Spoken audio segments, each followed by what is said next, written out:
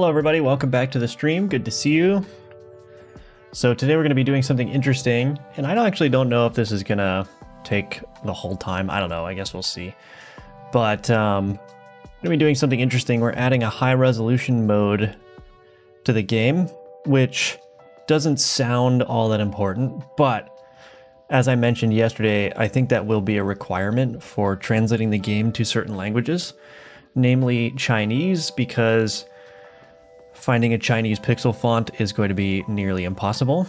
The one that I did find costs $1,000 to license, so what we're going to do instead is we're going to basically force the game to render in high resolution mode, and then we'll just use a high resolution font for the Chinese characters. But for everyone else, you will have the option of toggling on the high resolution mode and also having a high resolution font. So if you're not a fan of the crunchy pixel style, or you find the pixel text hard to read, the goal is to give you some options to make the game a little bit easier for you to read and look at. So I figured this is a big piece of work that I actually do need to get done, because we want to launch the game with support for the major languages. So I might as well figure this out now, and yeah, just figure out the remaining unknowns is basically what I'm doing. So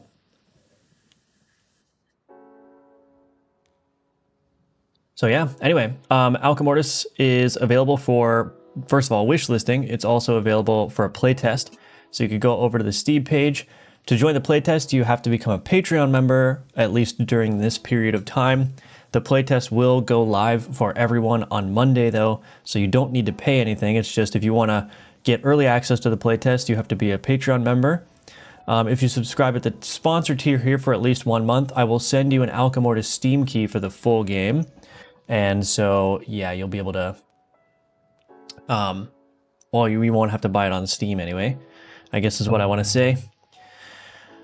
And there's a bunch of other nice perks here. I'm not going to go through the whole ads, just, yeah, check out Alchemortis on Steam. And if you want to join the playtest, you could join on Patreon. Otherwise, you could try the playtest yourself on Monday. Hello, Ericon, welcome. Skycat, good to see you. Is this a desktop game or mobile? It's desktop. Desktop.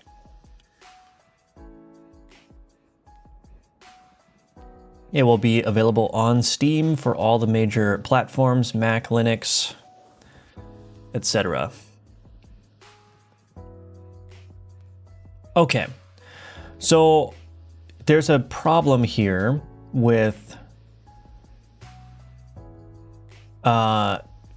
so the high resolution mode. So basically, what I want to do with the high resolution mode is essentially what I will do at runtime when people toggle that setting on is I will set the stretch mode here from viewport to canvas items. And that will keep the ratio. So we'll keep the 640 by 360 ratio, but it just renders everything basically at the window resolution instead of at the low pixel resolution. So with viewport mode, the pixels that are, so the pixel size of your viewport is 1-to-1 with the rendered pixel size, if that makes sense. So when you rotate something on a low density pixel grid, it gets all crunchy and whatnot, and then you can blow that up to whatever size you want and it retains the crunch, right? But with canvas items mode, it actually makes more pixels available for rendering. So the viewport size basically just becomes it becomes the data that's used for the scale factor, right? So if I've got a 640 by 360 window, but then I scale this up, this is a 1920 by 1080 window. So that's a scale factor of 3. So there's actually 3 times more pixels available for rendering, and that's why when things rotate, like you can see the Necromancer here, they're not being crunched down. They're actually being rendered with crisp, straight edges because there's just more pixels here for rendering. So this is what the high resolution mode will entail. I just made up a word. Okay, 1 second. The problem is this messes up a ton of shaders because a lot of the shaders were made with the assumption that a pixel in the texture would be equal to a pixel on screen, which is actually, I mean, that's still technically true. But what we need to do is anytime we're doing a shader that is supposed to have like a 1 pixel width, or is assuming that,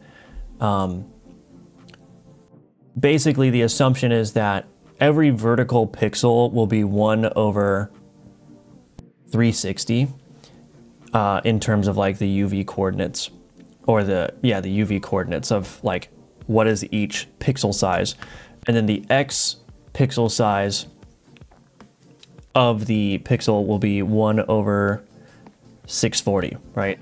So it's 640 by 360. Each pixel is 1 divided by that amount, right? But what happens when, again, you're rendering in high resolution mode and now all of a sudden your viewport width is 1920 or your viewport height is 1080?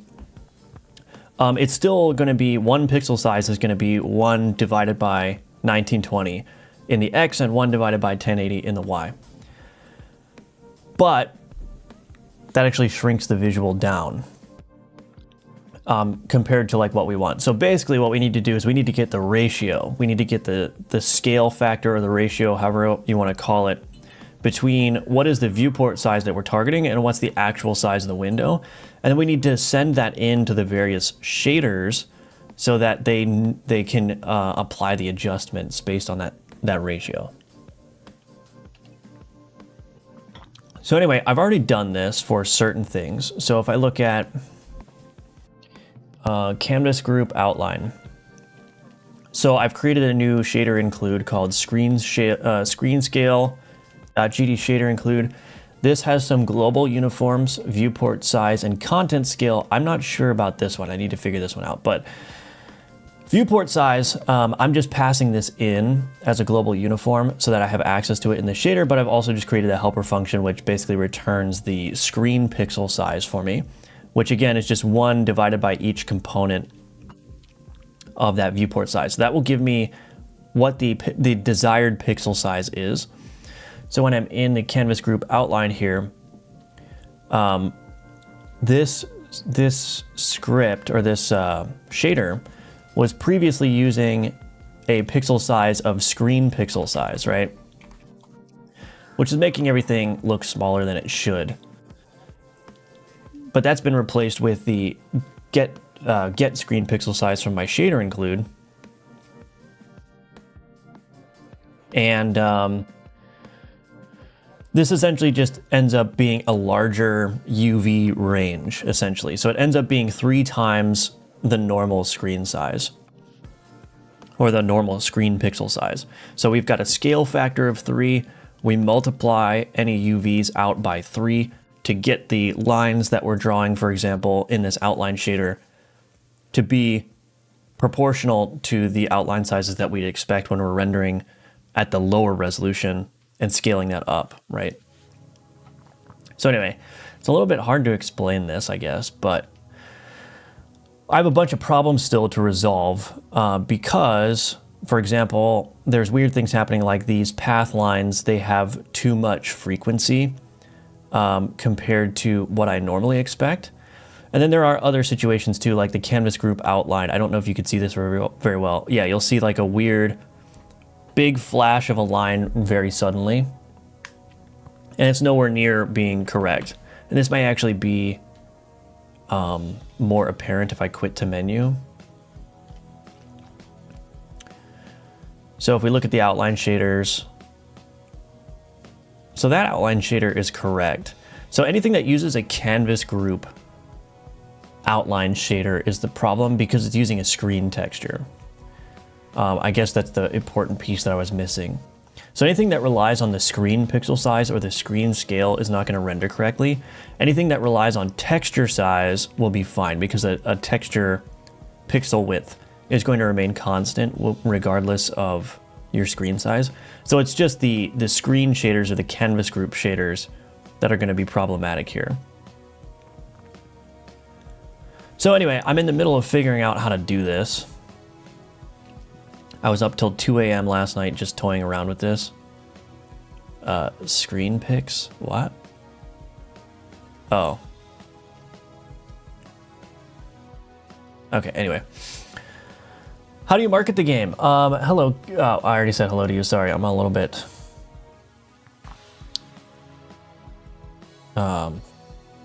scatterbrained, but I have a publisher that's working with me. They're handling the marketing, so they're reaching out to influencers primarily. I think the big thing is we're going to publish a demo within the next couple of months, and that should hopefully help with marketing and influencers and everything. And of course, there's, Steam Next Fest, which we're looking to participate in. So, yeah. Anyway, hello, Raised Ball Gamer. Welcome. Ninja Link, good to see you. Good morning. V, welcome back. Emerson, hello. Son of a B, hello, Neozoid. Wuius, welcome. Totally Not Brain Rot, hello. Welcome back.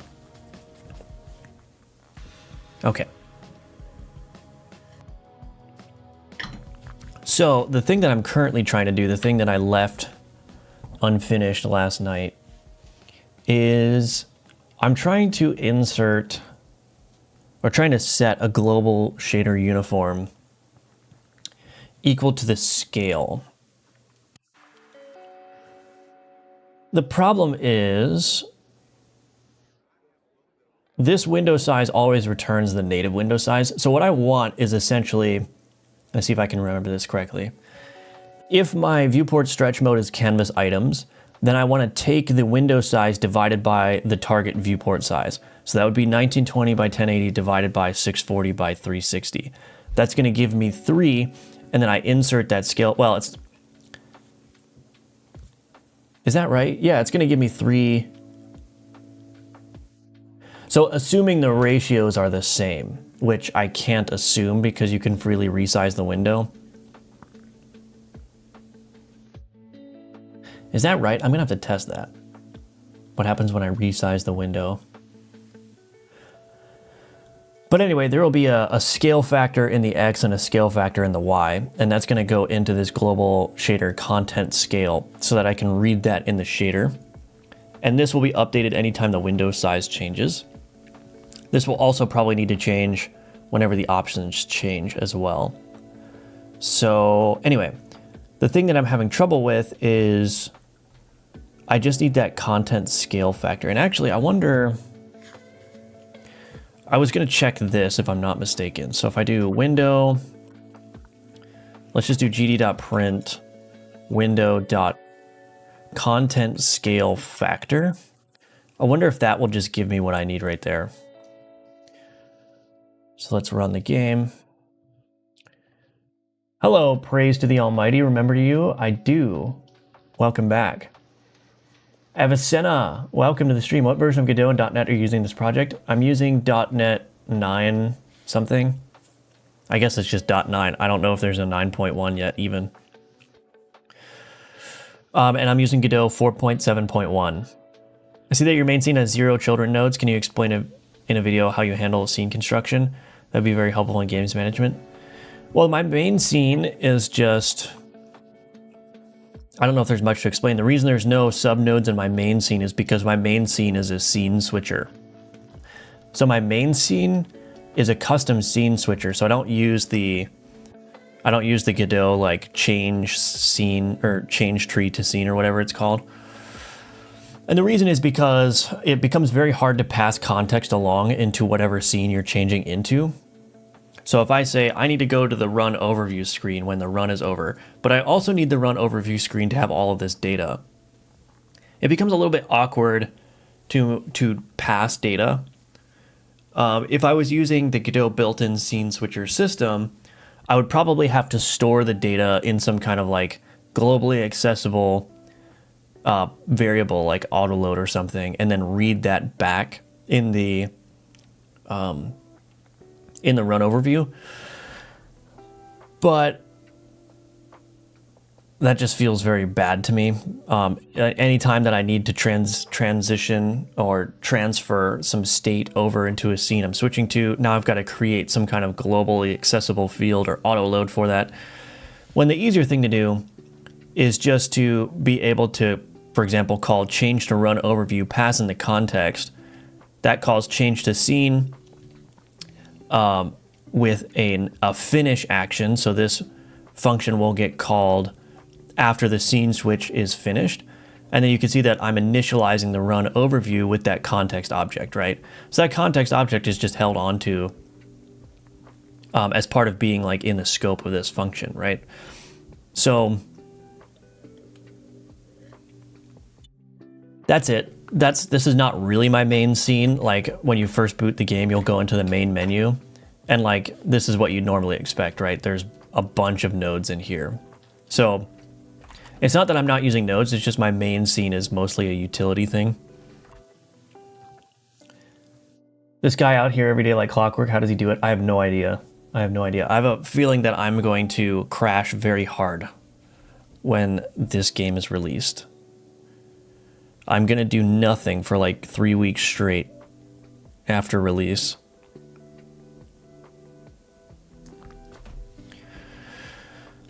But anyway, so I want to check this content scale factor. It's 1. That's what I was afraid of. So this actually doesn't tell me what I need to know.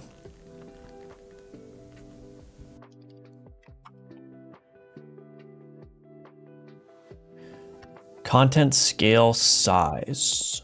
Nope, that's not right. This would be easier if I was just reading the docs, I guess. This inherits viewport.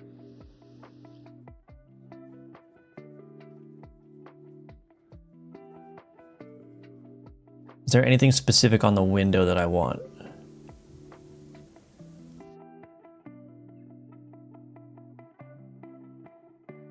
Content scale factor. Wait, is this on the viewport as well?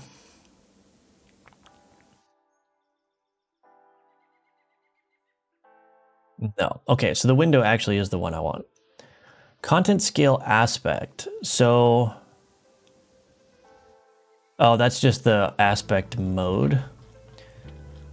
Do I have to do this myself?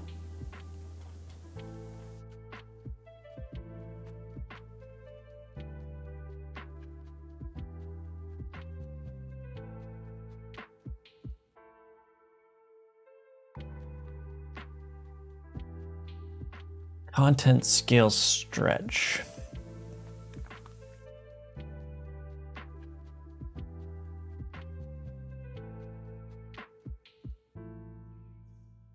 The automatic scale factor.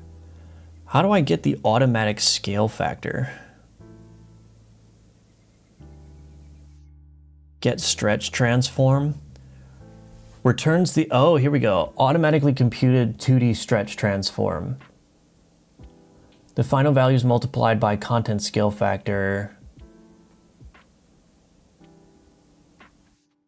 The return transforms X and Y scale may differ slightly even when window content scale aspect is set to a mode. X and Y may differ significantly, okay.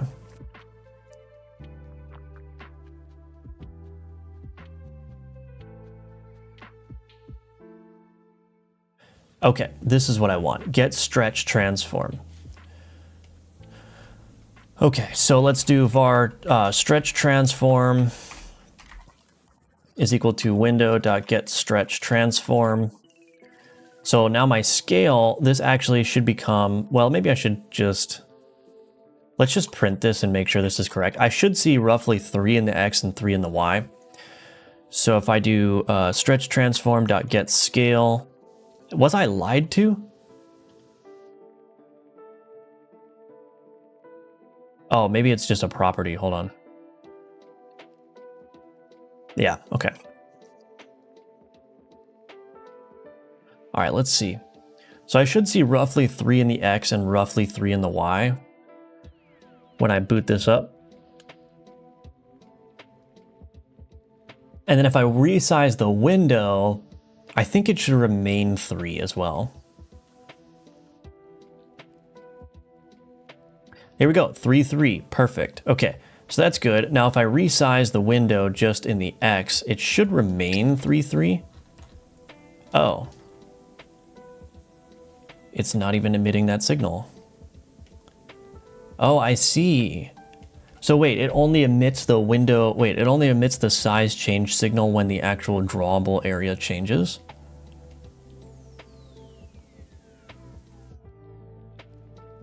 Okay, that makes sense. So, okay, so let's rename this to on viewport. Size changed. But you can see this scale here, that is now changing because I've actually made the drawable area bigger. Or if I make it smaller, you can see that this scale, yeah, this scale is correct now.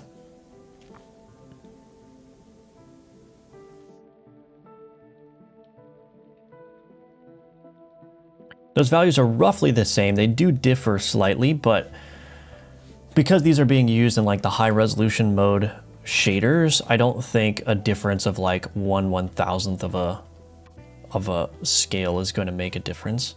So anyway, so what that means is that that content scale now is going to be correct. So I actually don't need to do this. I can just put this content scale, this stretch transform dot scale in there. And now I have that available in my shaders. So the thing that I'm trying to fix is my pathline shader. And I already know where to edit it. I just need to open it up. Where is P in the alphabet? There it is. So here, there is this, where is it? UV per pixel. So anything that's like a per pixel value in my shaders, I need to go through and I need to multiply this by content scale.x. And again, that's just coming in through that shader include, which I can open again. So the shader include is basically just including the global uniforms. So I've got my viewport size as a uniform and I've got my content scale as a uniform. This is a helper method to get the screen pixel size, the desired screen pixel size, regardless of like what the current stretch mode is. And then this is the content scale that we were just looking at. So I multiply that out by the content scale.x. And now if I go into the game, my path lines should look correct. Thanks for explaining, I got it. Yeah, you're welcome. I took a 2-year break of game dev, came back recently and started a new project. This week I worked 2 24-hour shifts. Wow. It can be an addiction sometimes. Yeah, it can be. That's pretty cool. Can't do that too much, but every once in a while, putting in like a really long day can be a lot of fun. So yeah, so now the path lines are correct. So do you see how that works? So this path line looks a lot smoother now. I wonder if it's actually correct though. But if I remove this content scale X here and I restart the game, you can see that the frequency is a lot higher. And that's because there are more pixels per uv.x, if that makes sense. So I just need to multiply that out by the content scale to get that correct. Now, wave window pix, what is this? Oh, that's fine.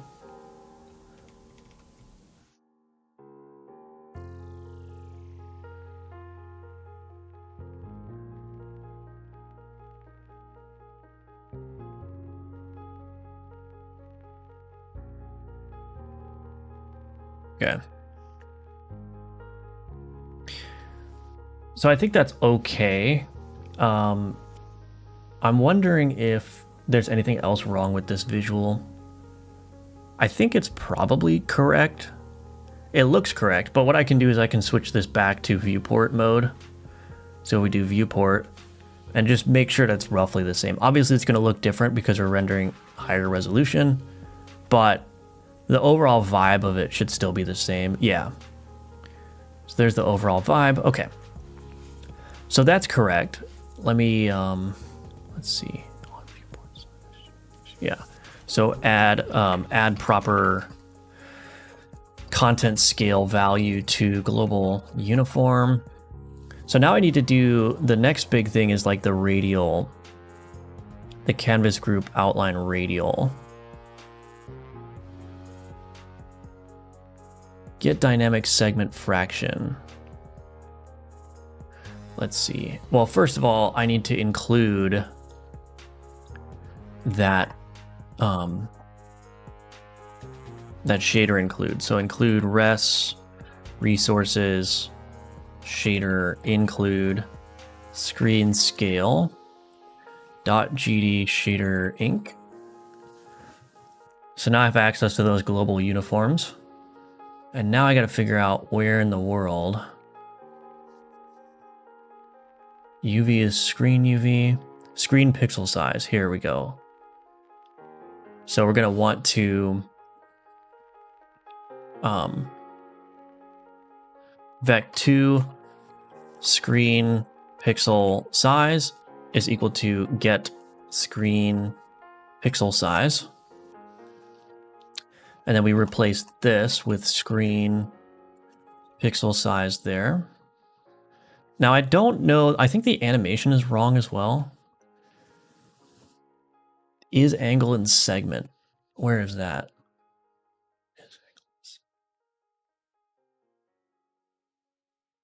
All right, well, let's just see what that does. So we're gonna not skip the menu. We're gonna turn it back to canvas items, and then we're also not gonna skip the menu. So I could see. Son of a B Twitch mode. Hello, Neil's White on Twitch. Completed your learn how to create a complete 2D grid-based blob. Oh my gosh, that's such a long name. There was no section on romance mechanics. Well, if you did actually take the course, thank you very much. I appreciate that. Okay, so the radial animation is way too fast for canvas group radial.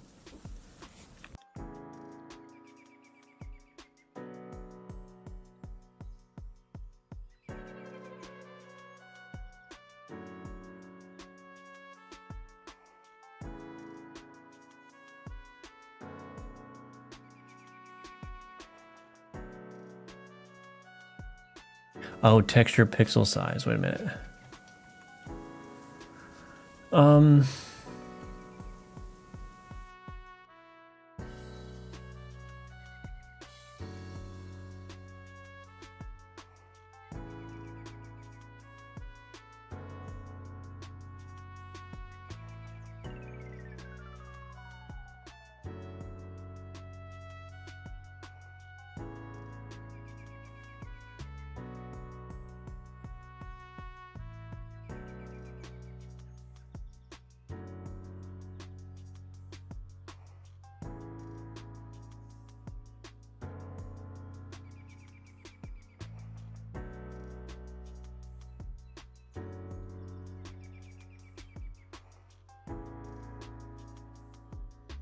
Screen texture.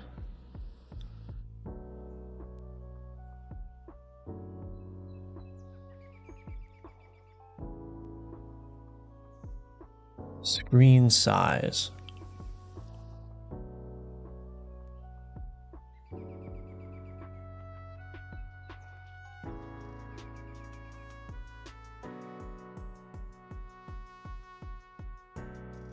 I think that one's the problem. I think the screen size actually needs to be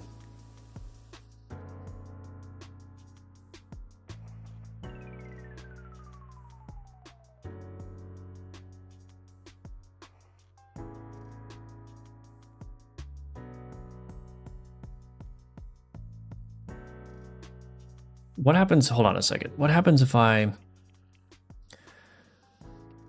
No, maybe not actually.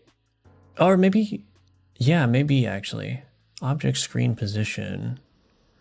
Where is object screen position coming from? Uniform vec2 object screen. Oh. Object screen position. Oh, I think maybe... Does this need to be viewport size? Because I think the screen position is still going to be coming in expressed as in a 640 by 360 coordinate system. But my hunch is that in here, this screen size was using the 1920 by 1080. And so because the screen size was wrong, the radial... So basically the way that this radial calculation works is it identifies the center point of the texture in the screen, and then it does a radial like search around that to do the animation. But if the point is, let me open up Paint. So let's say that this is the object that we want to outline radially, right? So typically what we want to do is we want to identify the center point of this texture, and then we want a cone. And then in that cone, that's where the outline gets drawn, right? And then this cone, that cone just rotates over time, right? And that's how we get the outline animation. But if this position is not correct, let's say that this position ends up over here or whatever, then what ends up happening is the cone will look like this. That will end up outlining the entire thing because it falls, all these areas fall within that cone. So this is actually going to be rotating around the wrong point. And that's why it's creating like an instant flash, because it's rotating from the screen center. And, you know, the things farther away are going to be captured more by the cone. So we get a very quick, like, rotation around or through that thing, and it outlines the entire thing at once very quickly and then is incorrect, right? So the reason why the rotation, the radial animation would not be working is because this point is wrong. And so I think that point is wrong because it's probably, yeah, I think the object center position is being described in the viewport coordinates, whereas this texture size that's coming in here will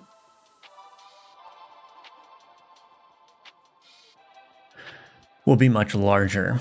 So I don't know. That's my hunch. I don't know really what's going on here, but let's see.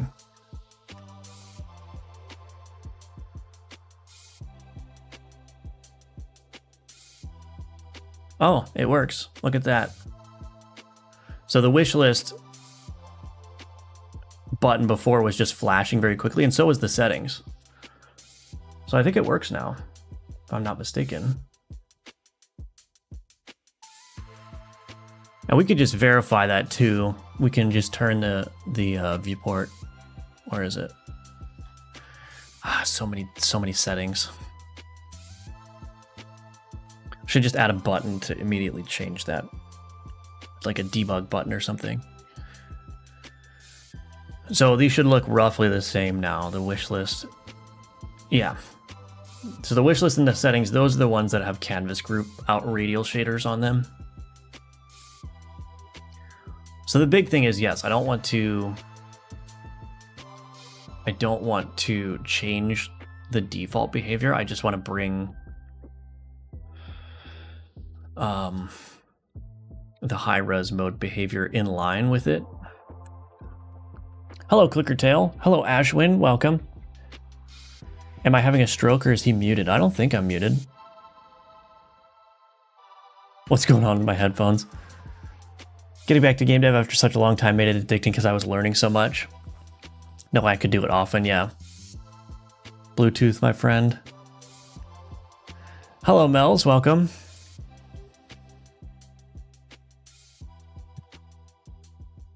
Okay, is there anywhere else where I have incorrect shading?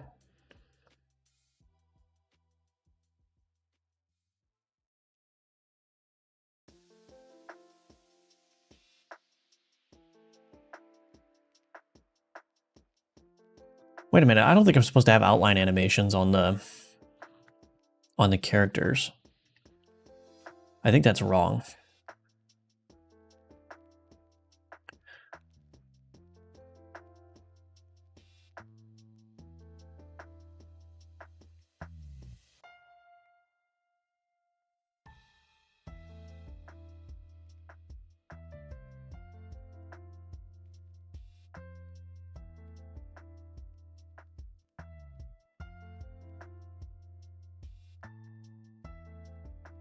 I may fix that real quick.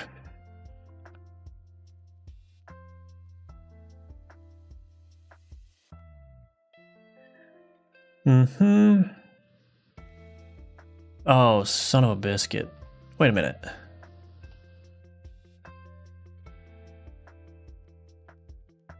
Disable outline animation is true.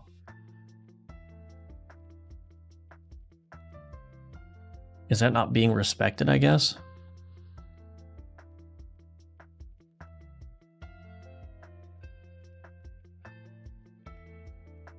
Oh, I guess it is.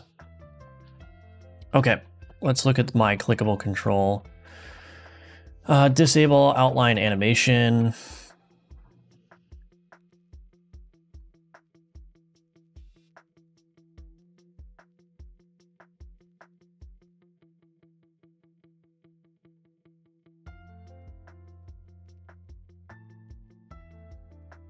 Start clickable tween. Set disable outline animation.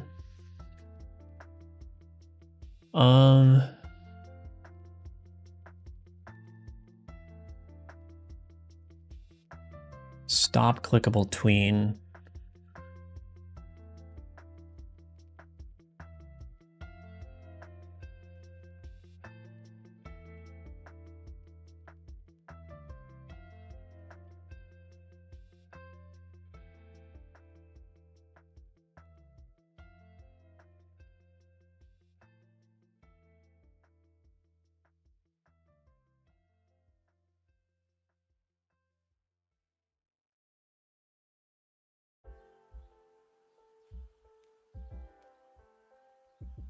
Disable outline animation. Why is this not?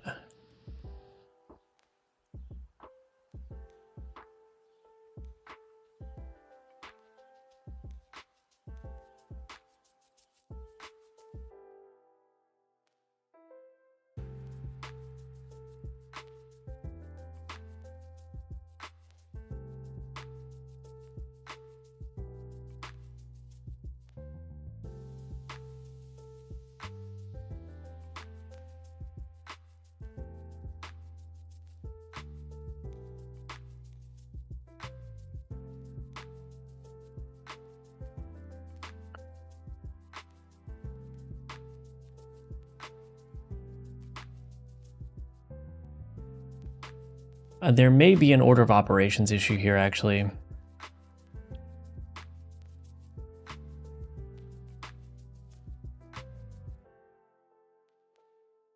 Maybe not, though. Why is that happening?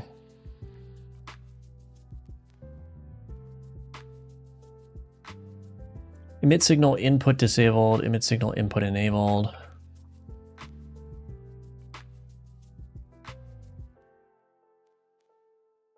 Update input for device.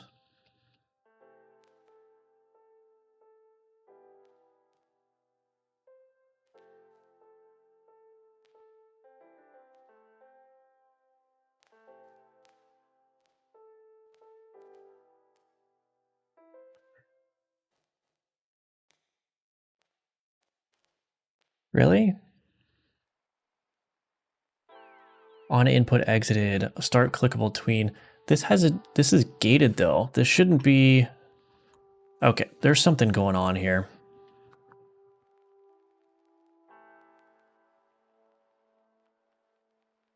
I'm gonna do something very ugly here for a second, but if this is character platform, does this even work?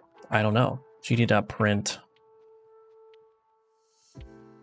disable outline animation. I don't need to get bogged down in this right now necessarily, but it is a bug and it is related to the visual work that I'm doing.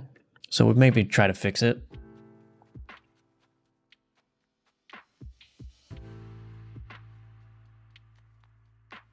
Yeah, disable outline animation is true. Okay, so why is it playing the outline animation?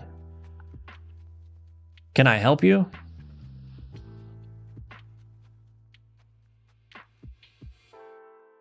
Outline target. What in the world? Outline target.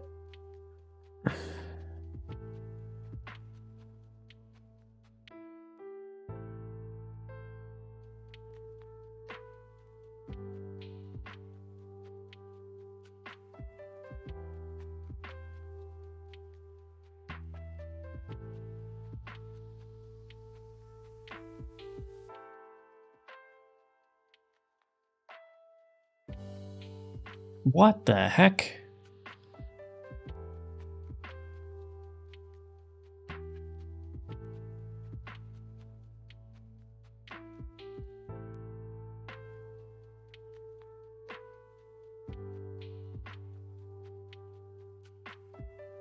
Disable, what the fudge?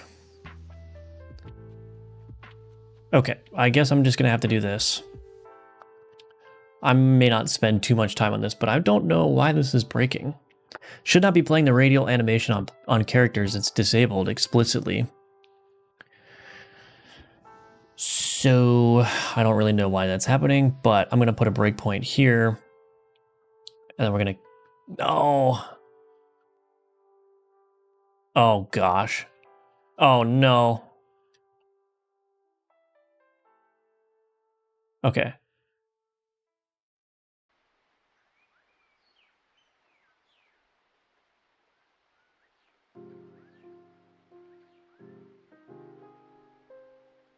So this is calling start clickable tween.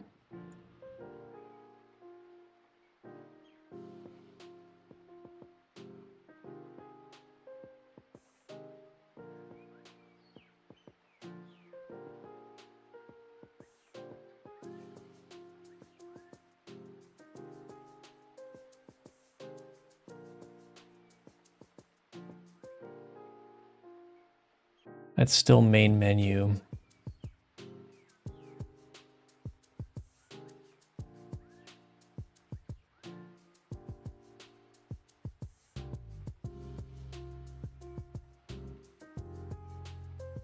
Here we go, that's true.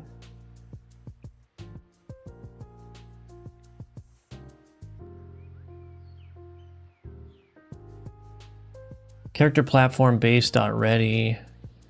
Emit signal input enabled. It's going all through here. Update input for device. Start clickable tween. Or true.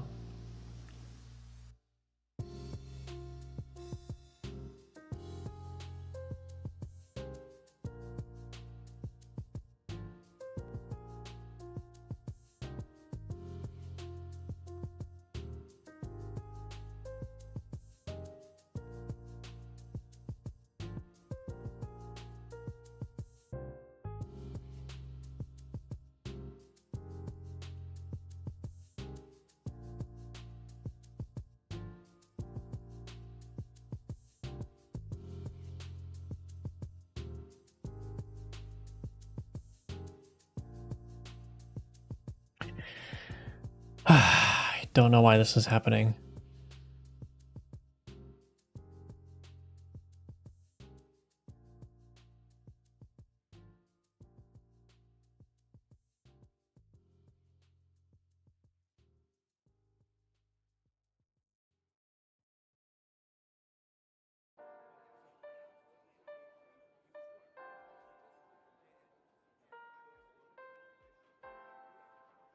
Oh. I know why it's happening. I'm looking at the wrong thing. It's creating the selectable character. Oh, the selectable character is, okay, this is a different thing. Selectable character dot set disable outline animation true. This is a different clickable control. Okay. All right. We should be good.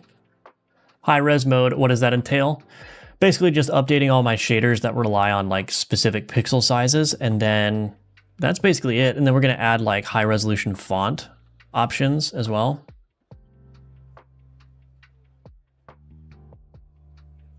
Okay, no more outline animation, good. Hello, No Hawk. Good morning, asymmetric. Good morning, nerds and necros. Your game has a ton of stuff, just started learning animation trees and state machines in Godot.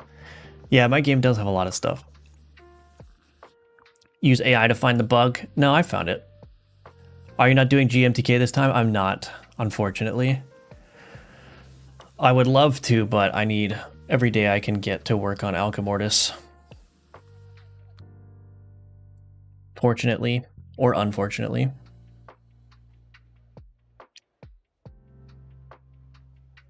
So let me just click through the game and see if there's anything else shader related that I need to address. Oh, well, I'm not even in the right mode here. So let's do canvas items, stretch mode, debug, skip menu. I mean, anything that doesn't use a screen shader should be fine. Okay, one good example is the screen dimmer shader. So let me fix this. Delete that.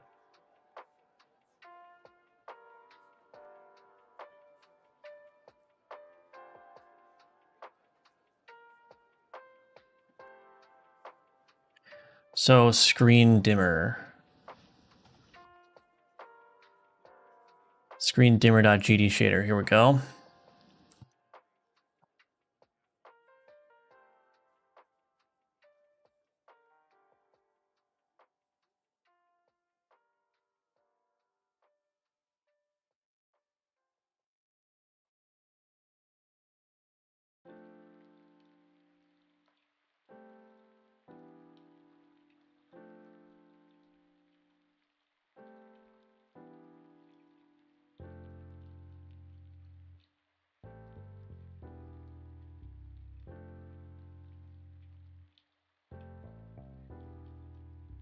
Viewport size, and then I need screen scale.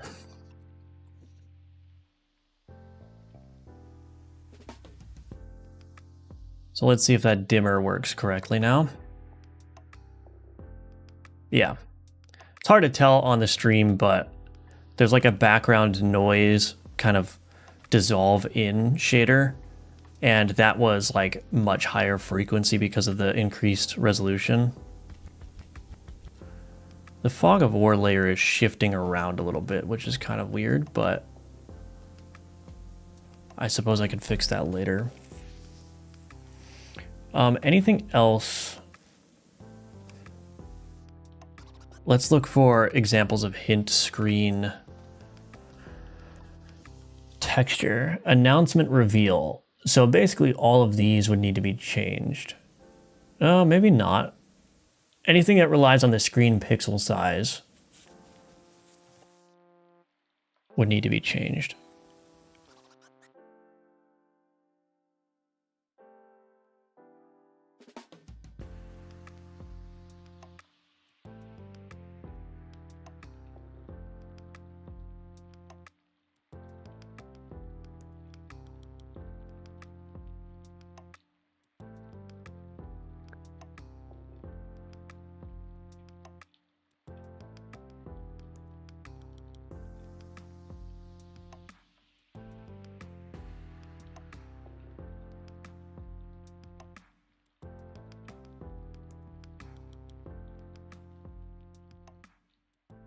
I think probably this one is going to be wrong. I already fixed this one. Tutorial spotlight. I don't think that one needs to be fixed either, but we'll test it.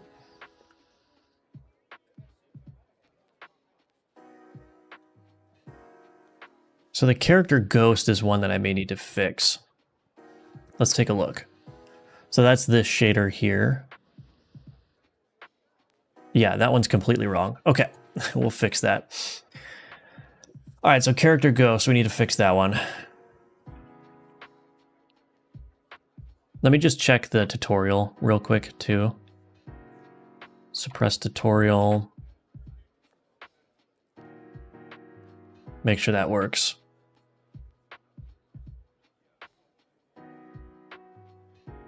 How much work was it to fix that save corruption bug I found? It wasn't that big of a deal. I mean, the problem is, so I designed the game to have basically just one artifact manager, which is basically the object that's responsible for tracking your artifacts. Well, there was actually a couple of issues at play, but basically the way that I was showing the character previews in the unlock screen is they essentially, so this character preview, actually it's better if I look at Courier, right?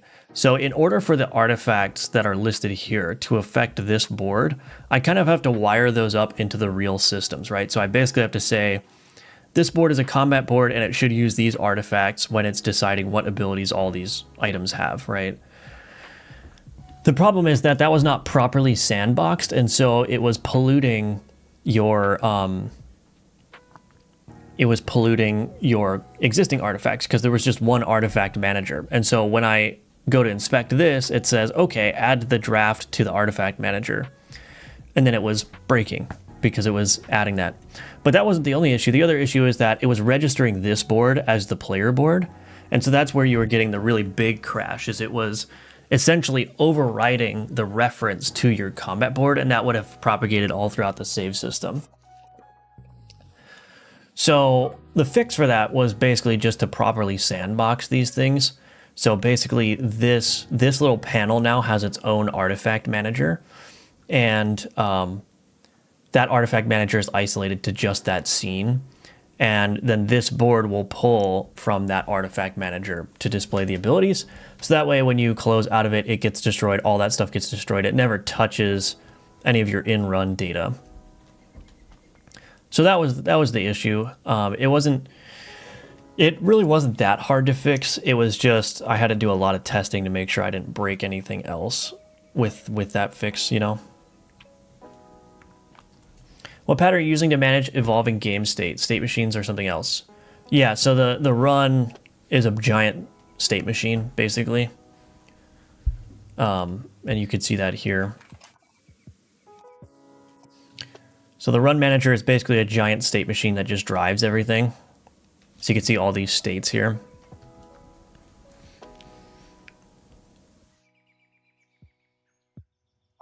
And it's actually technically it's a hierarchical state machine, because when you enter an event state, that will create its own inner state machine. So if I look at the card upgrade, we see we've got more state machines in here. So essentially you've got a state, which is state event. It determines what event you entered. It creates a state machine for that event. Then it adds that state machine as a child. And then it just basically waits for that state machine to emit its finish signal. But inside of those event state machines, I can have any number of states that I want, right? So like I can basically, once I enter an event, the event state machine takes over all the behavior in terms of like what happens on the screen and whatnot. And then when the event says, okay, I'm done, it releases control back to the run manager, and then the run manager continues on with its state transitions in accordance with whatever needs to happen next. So yeah, it's basically just state machines all the way down. Is my sound bugged or is the stream muted? That's the second person to say something. Now I'm worried that there's something wrong with my audio. I'm assuming there's not. All my OBS levels look correct. Is Windows your main OS? Yes. Yes, it is. I can hear. Thank you, Yo David O. Audio's good here. Yeah. 2 people had audio issues. Wow. Okay, good. Anyway.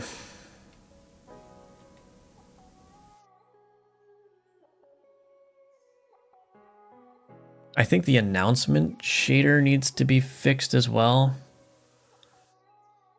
Let's see.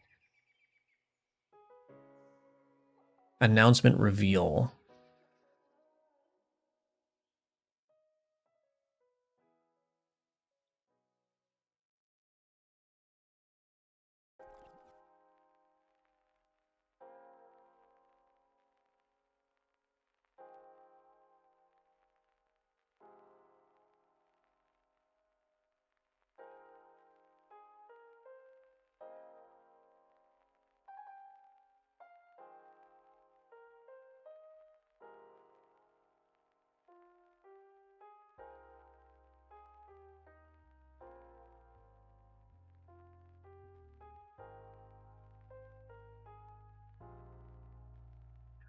I think there's something there that needs to change, but I'm not sure.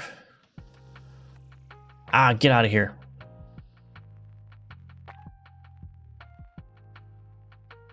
Maybe not, actually. Maybe it's okay. Let me go back to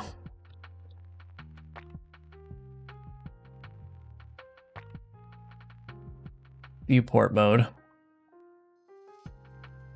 Turn on suppress tutorial. Skip menu, suppress tutorial. Fix itself after a few minutes. I don't know. Okay, good. It's a Twitch thing because that happened to me before where the audio would just randomly mute itself. Interesting. Okay, actually I don't need to do anything here. It looks fine. All right.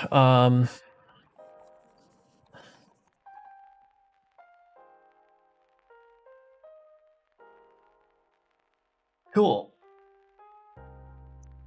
So I think we're pretty much good on getting like visual parity with, oh, I need to do the character ghost, right? Character ghost.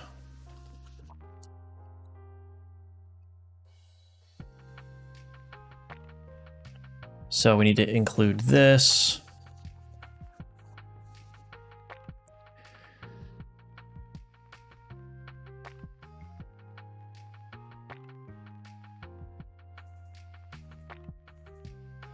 Screen pixel size. Oh yeah, screen pixel size, right. This just needs to turn into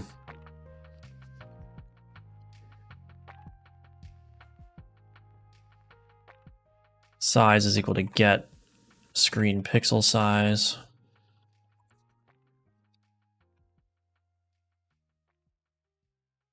I don't know if that's gonna work.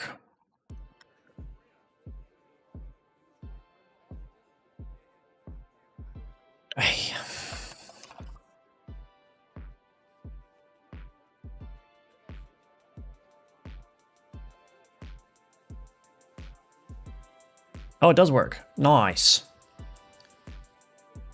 Oh, wait. Never mind. I need to turn it back to canvas items. Got a little bit too excited there. It's probably not going to work. Oh, no, it did work. Cool. Excellent. Anything else looking funky around here?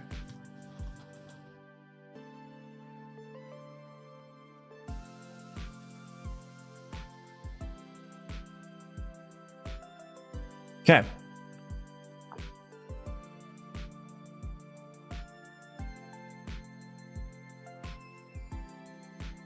So there's probably like one or two like straggler shader issues, but I will fix those when it's appropriate to do so.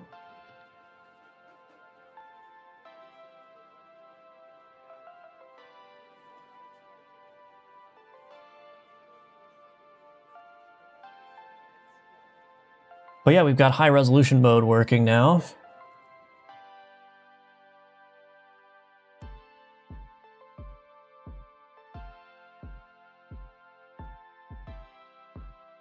I should probably do some alchemy. I don't think I'm using any shaders in here that would be relevant.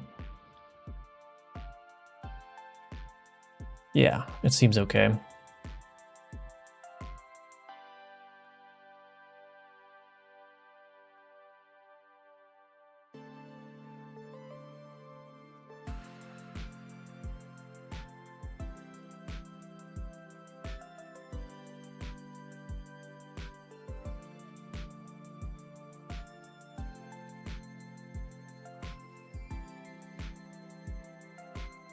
All right.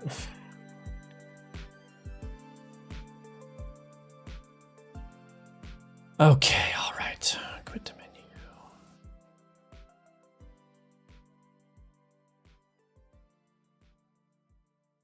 Everything looks good. All right, so the next step is we're going to add a high resolution font, or I guess we have to add several high resolution fonts.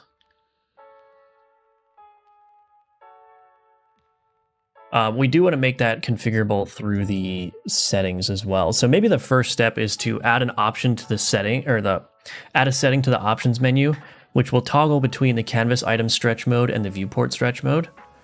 So players can just toggle that on and off instantly.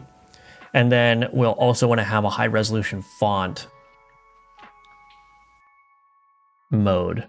So we'll see how much of that we could get done in this stream. But anyway, I'm going to take a quick 3-minute break. And when I come back, we will get started on that. So BRB.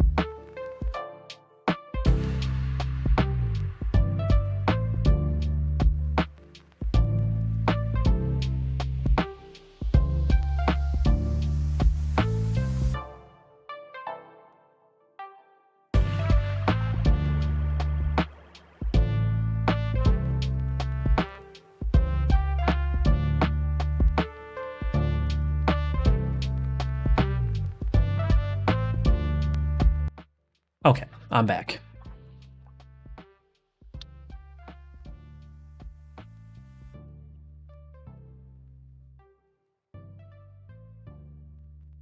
Okay, so let's go to the options.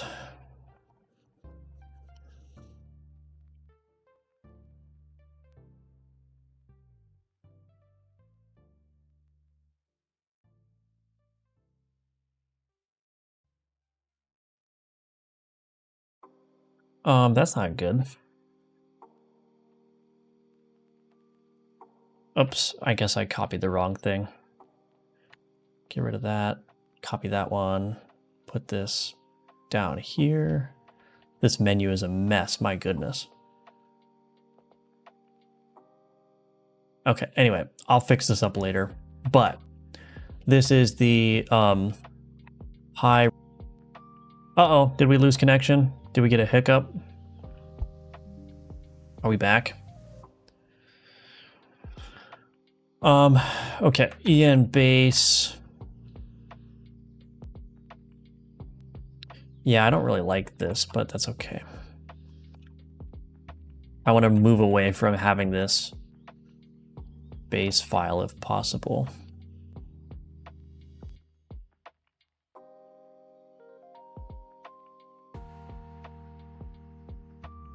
Okay, so we've got high resolution. Let's build the translation file. That should swap that out. High resolution. Alrighty.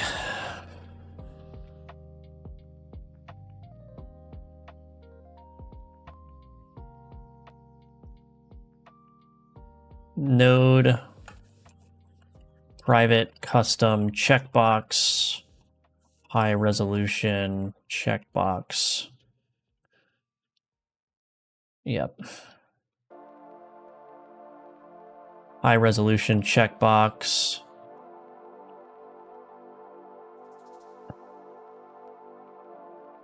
On high resolution, changed. On high resolution, changed.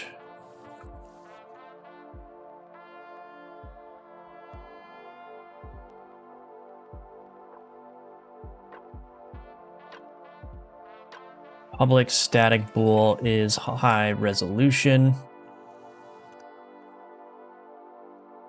Get display server dot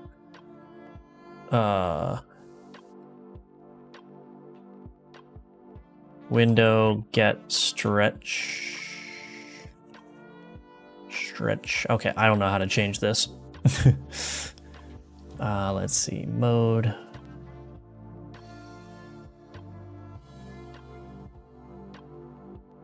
Display window stretch. Is that not in the... Is that not in the display server?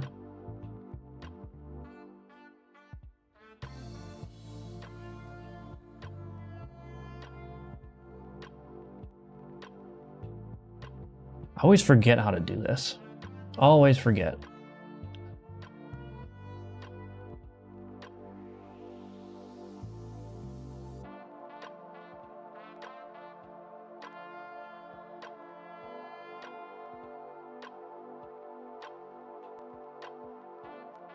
Window,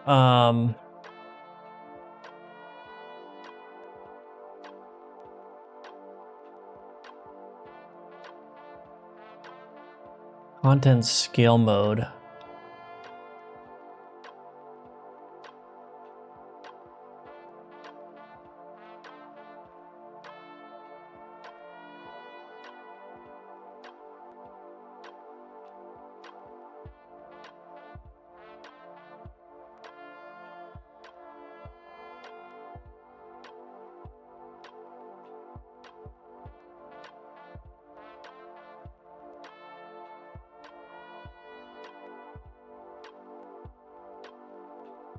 Are you serious?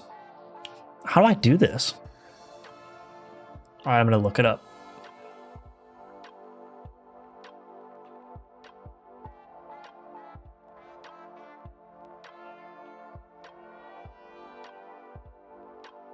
Oh, get tree.root. I don't have a reference to the tree. Do not use get tree get set screen stretch as that Godot 3 method. Okay. I need to get the root. So the problem is this is a pure static class. It doesn't have access to the scene tree. Okay.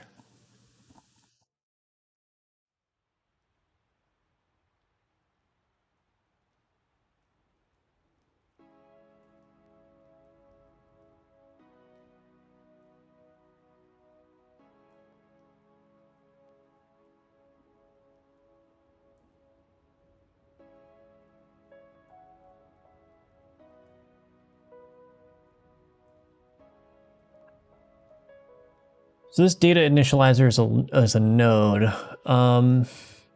I guess I could probably put it in here.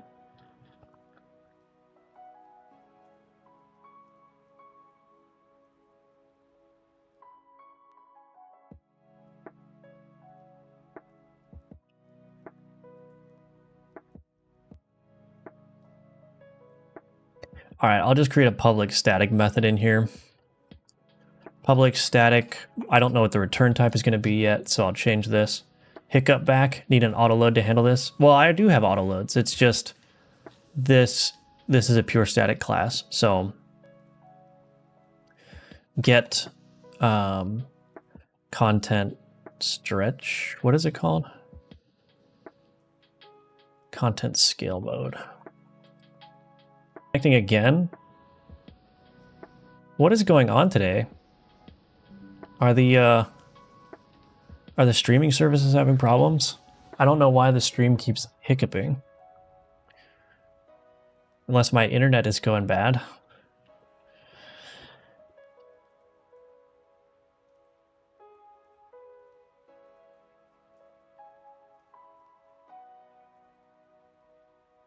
Okay. Visual utilities.get content scale mode is equal to window.content scale mode enum.canvas items. This is not a bool. Oh yeah. Set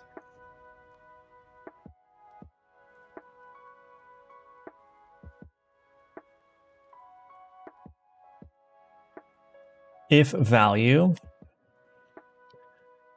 and I guess we'll just do public static void set content scale mode. Content scale mode enum scale mode.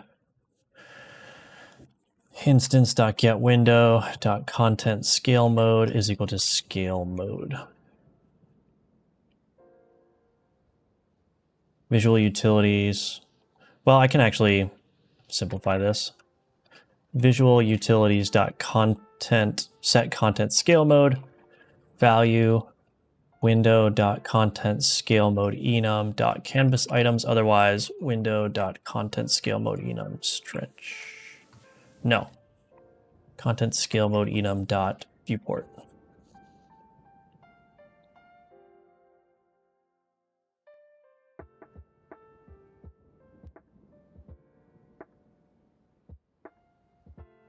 Okay, so we've got the options model now. JSON property name.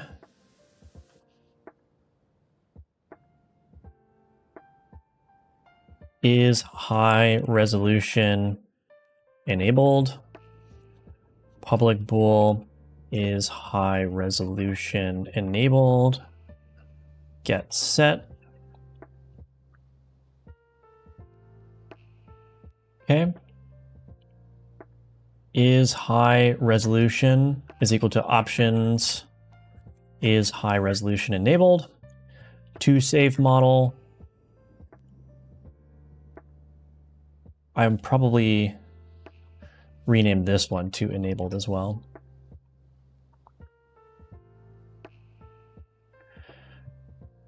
Okay. So back to the options menu. Is high resolution enabled is equal to is checked.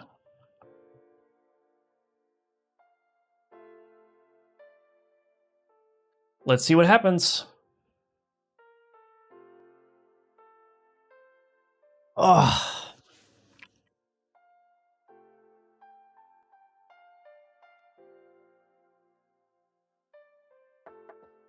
Oh, that's interesting. I couldn't click it the first time.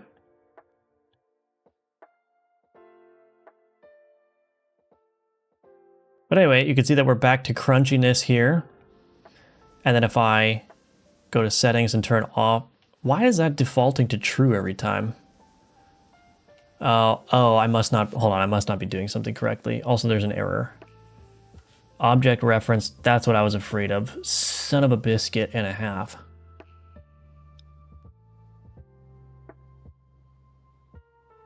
We'll figure that out later.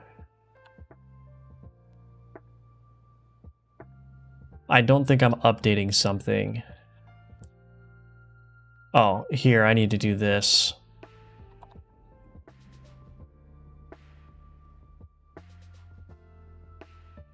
If I was smart, I would just use a clickable control for this. Actually, are these clickable controls? Yeah, they are. Whatever, it doesn't matter.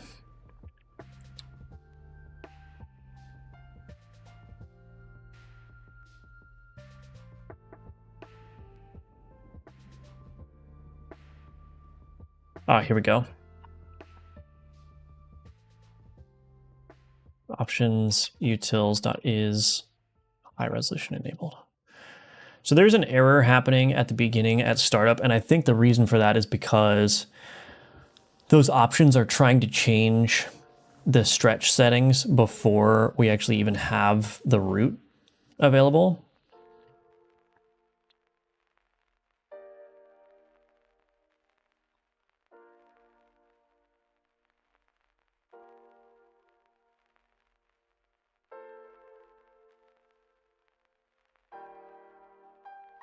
But that is working now, so we can switch easily between crunchy mode and high resolution mode.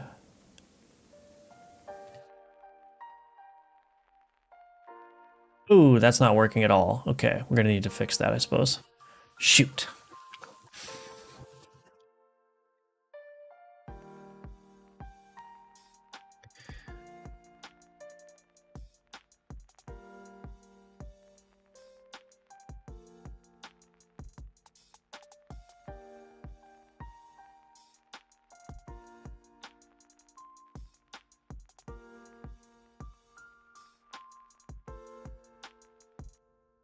Pretty nice how you could just change that at runtime, though. That's pretty good.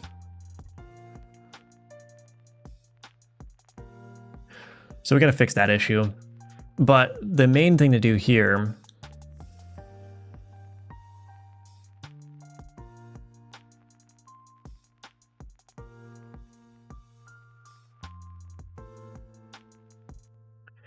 so this set content scale mode, this is being, yeah, so the problem is I think my data initializer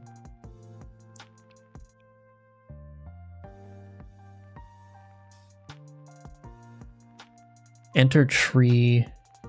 Oh, it's loading the options and loading the save on enter tree.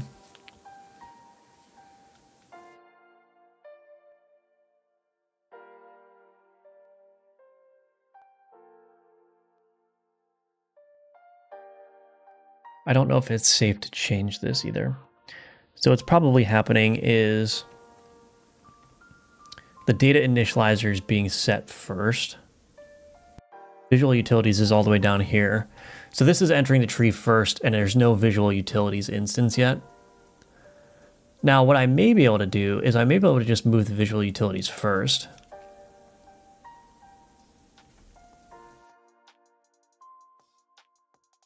Because I really don't want to change this order of operations here, because who knows what that's going to break.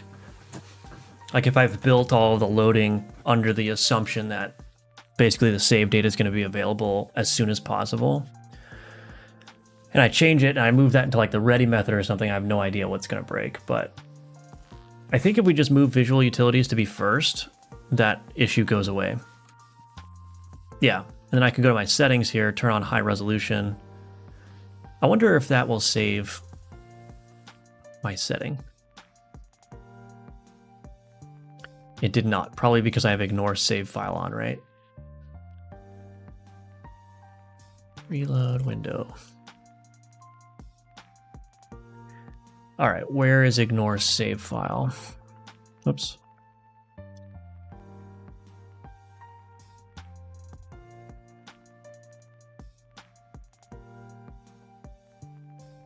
Okay, let me just check and make sure that's saving and restoring properly. So we're going to turn off ignore save file. I'm going to clear my save data as well.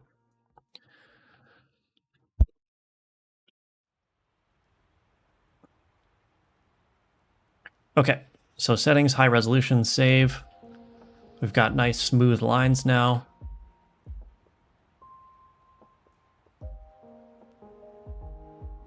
Excellent. We go back into the game. We'll see if it reapplies the high resolution options. And it did. Perfect. Okay. Excellent, excellent, excellent, excellent, excellent, excellent. So I do need to fix this booster thing.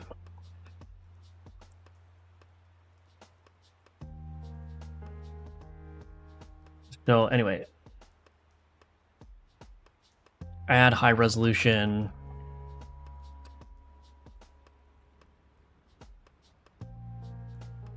Oops, I spelled that wrong. Oh well. So now I need to fix the card dimming.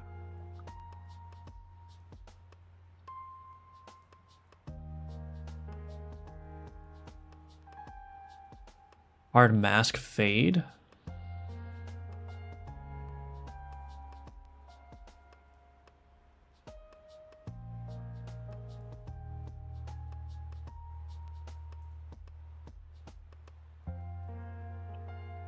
Oh.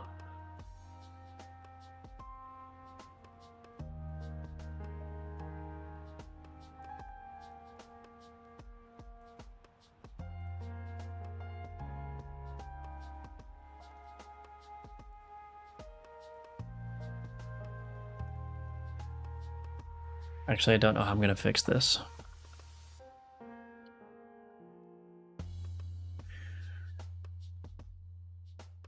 Back buffer. Dim in. Material. Shader mask texture. Or card dim material.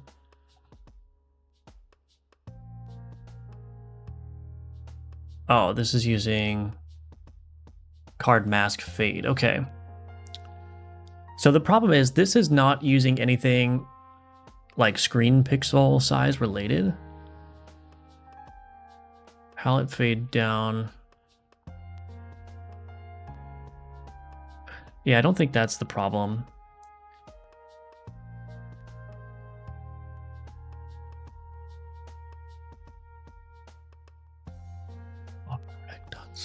Oh, this might need to be... Shoot.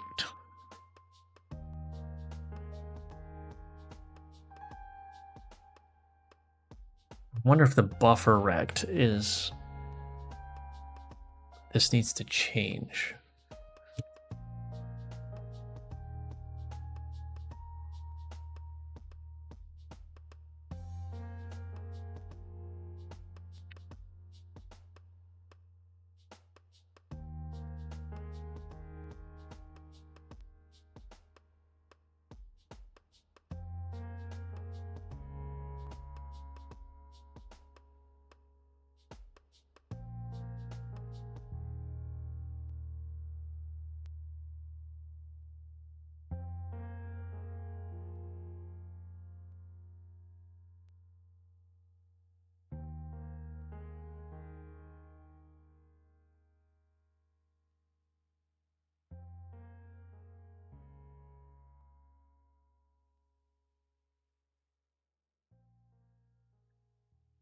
No, this should all still be... Well... The area covered by the back buffer copy.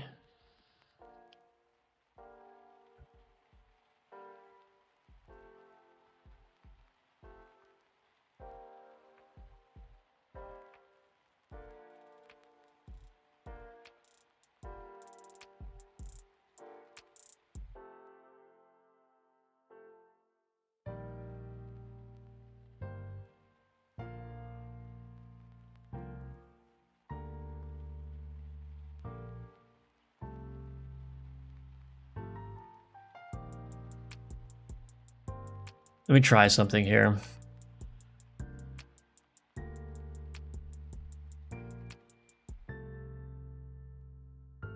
Global position plus offset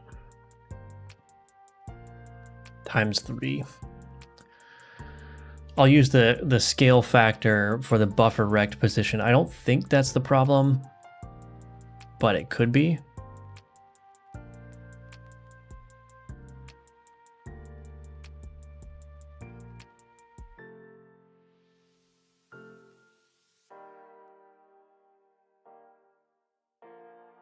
Oh, that may actually be the problem.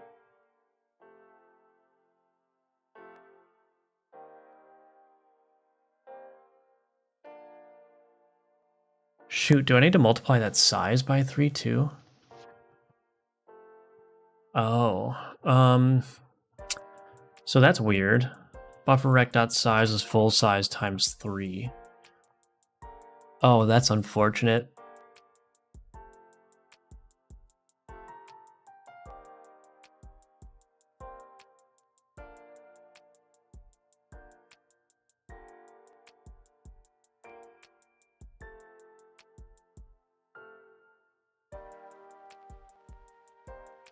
I'm wondering if I should even use a back buffer copy for this.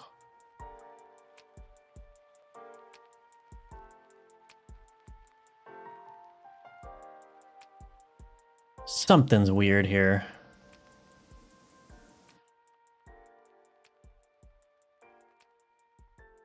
Oh, you know what?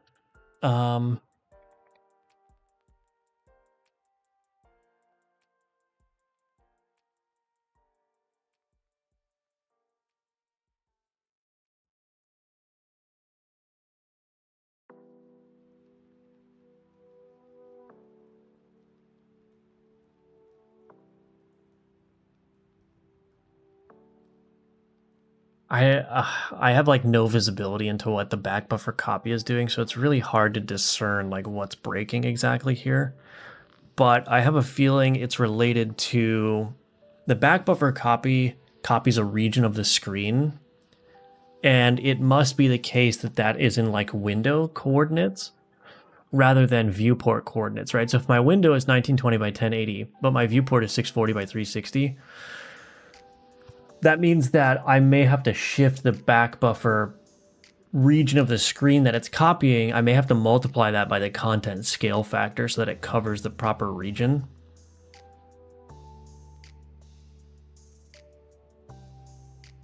See, the thing is,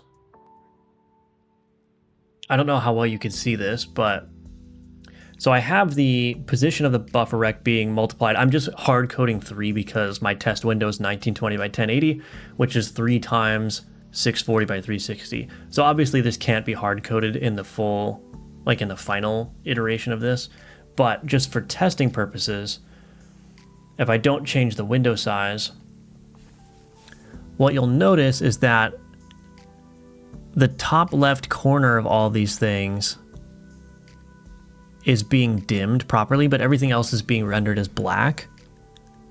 Now that doesn't seem exactly right either. No, it is right. So, I mean, I could potentially...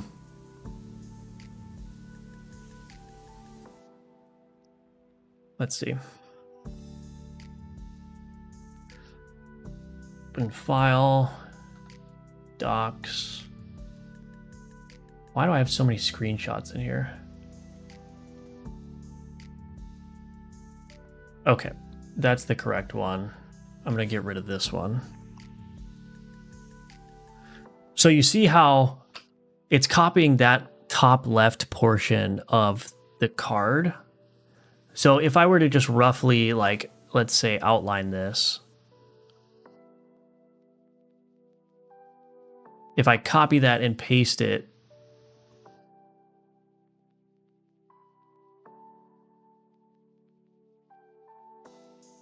three times. You see that? So if I do a multiple of 3, that's then the full width of the card. And then also if I did this times 3, right? So I think my intuition is correct here.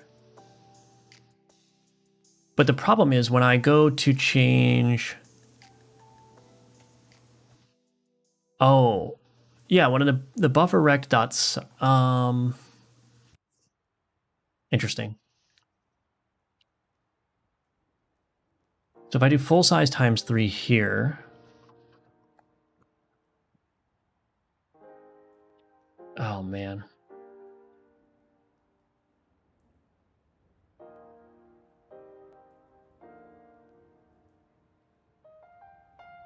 wonder if there's an easier way to do this.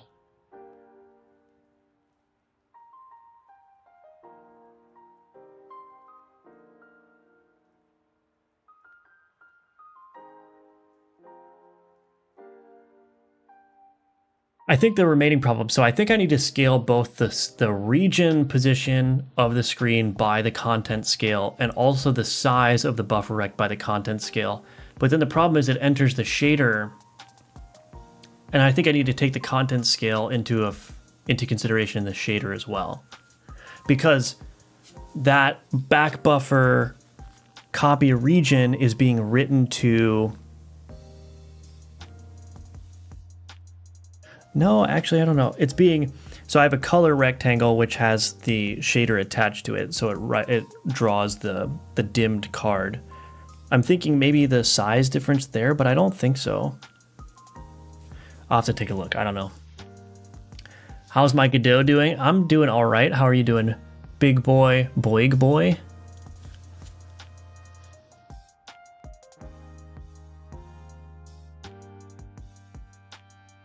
See, that almost looks correct.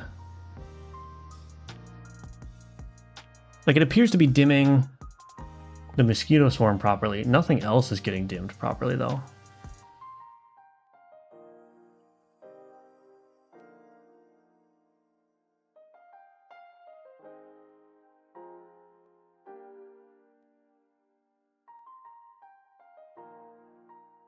Hello, Alp. Did you ever use GD extension with C++? No, I haven't. C++ scares me.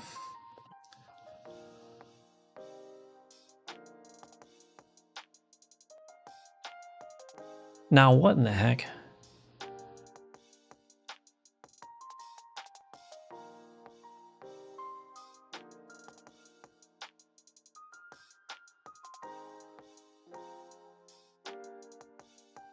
Part of me is just tempted to... So the reason I'm using a back buffer copy is so that I can dim the entirety of the item, the entirety of the card. But part of me is tempted to just remove the back buffer copy and just dim the art instead. I may not even need to do that. I may be able to...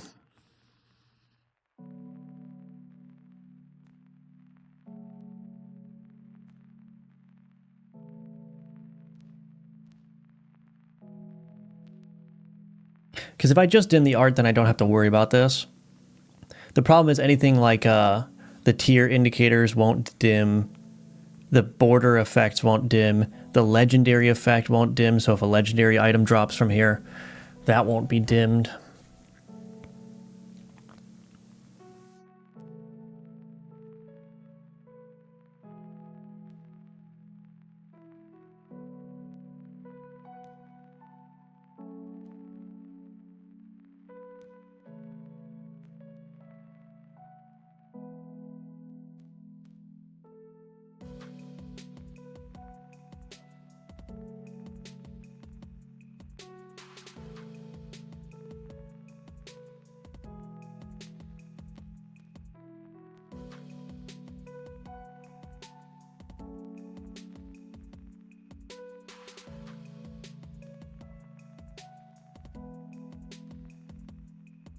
Maybe there is a problem in the shader.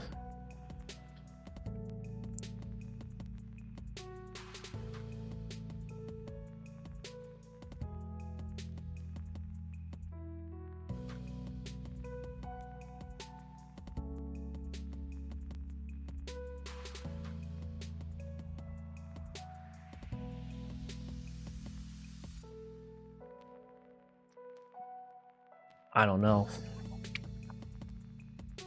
C++ is the language of evil. Demons use it to torture you with pointers and header files until you can't see the text on the screen anymore. Yeah, I mean, I don't have any experience with it. C++ always struck me as an extremely ugly language, though. Like macros, like I understand the benefit of macros, but that is just horrendous. I don't... Absolutely horrendous. Like you're just doing random string replacement all throughout your code base based on some predefined macro. That is just a recipe for confusion and spaghetti, if you ask me.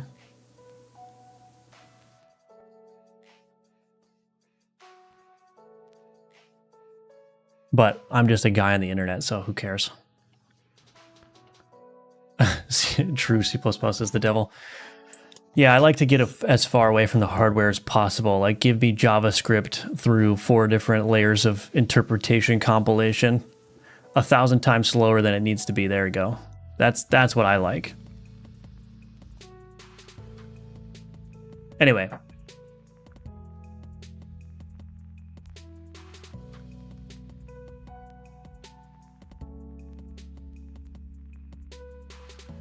I really don't know what to do about this.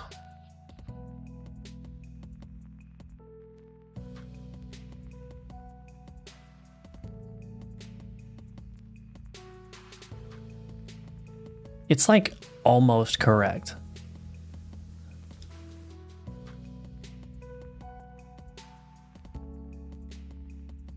What happens if I get rid of this back buffer rect dot position? It's probably going to break. GDScript is the most readable of languages I've experienced. Yeah, GDScript is very readable for sure.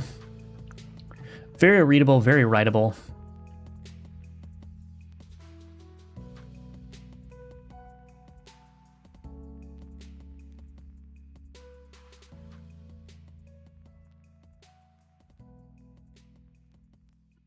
What am I going to do about this? I am using the right content scale, right?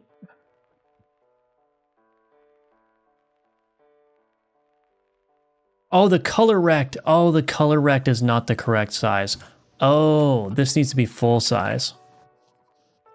So the back buffer rect, so the back buffer copy rect needs to be an expression of the total window size. But the color rect that I'm creating needs to still be the normal size. Okay. That's probably going to fix it. But the problem is this is still a little bit wonky because, I mean, I'm assuming this is going to work now. Maybe it won't. Oh, I forgot to add the ×3 back down here. No, I didn't. What the heck?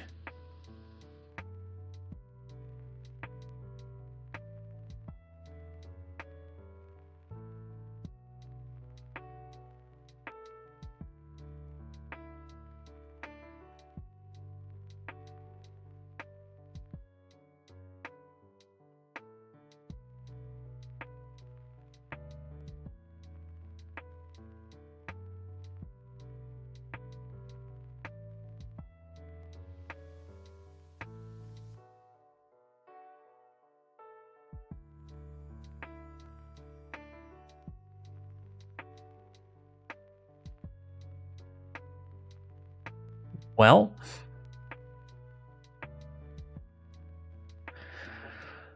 how do I get this to work? That's a good question.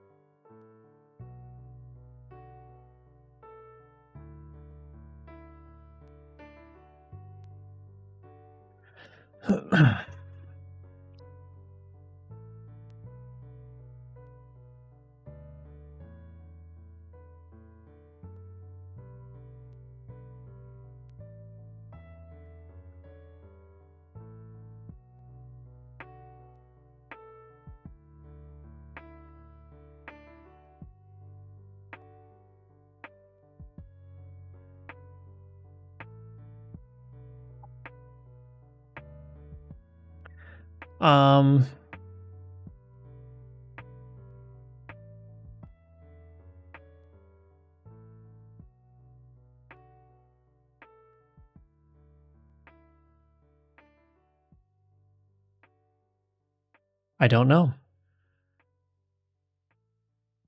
I'm a little bit stumped. What's bothering you today, fellow creator? I'll back buffer copy again. You know, the usual. I should just find a different way to do this. Let me do... What happens if I just get rid of the material on this color rect? I want to see what it actually renders as. Actually, I don't know if that's going to work. Oh, maybe it will.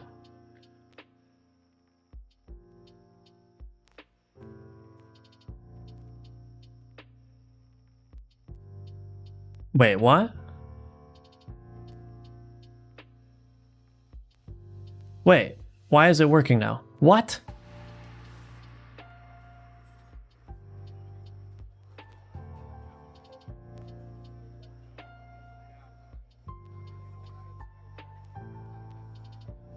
What?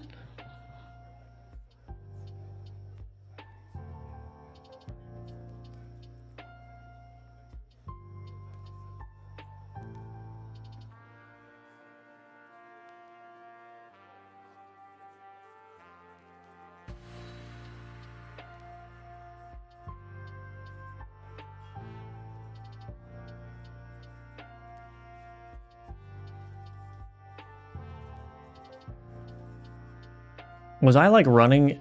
Did the code not compile before? Why is this working now? Okay. Now the thing is, this is gonna break though if I do this. Yeah, see that broke. So it's only gonna, I need the content scale. That's a bummer and a half.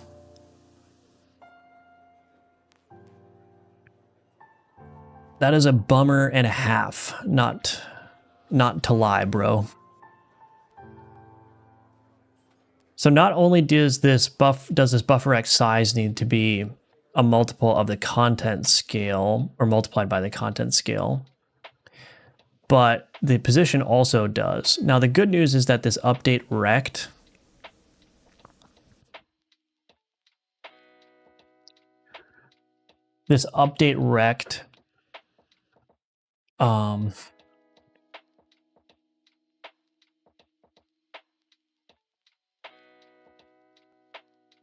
that's called in the process method.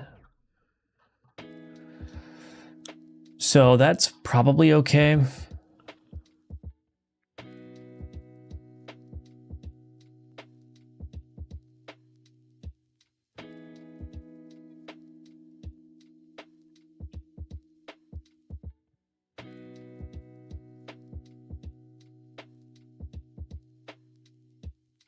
All right, so I think to fix this, what I need to do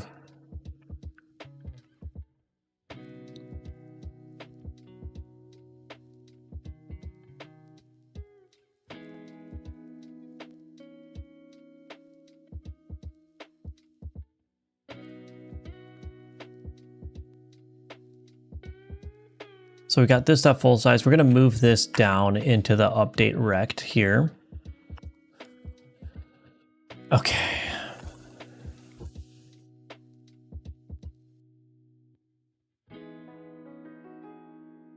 So this content scale needs to go here. And then this needs to get fetched from the visual utilities.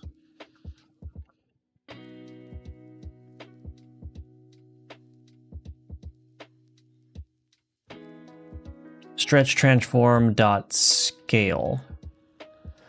So I probably want to store that.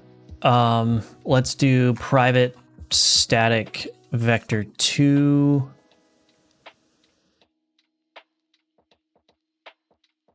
stretch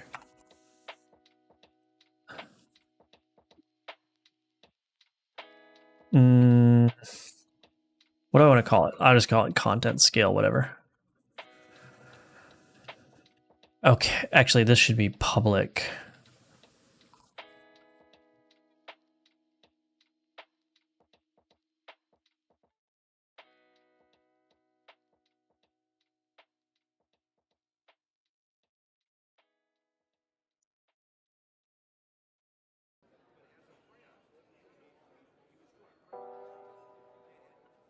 I'm going to call this update globals. We're going to do content scale is equal to stretch transform dot scale.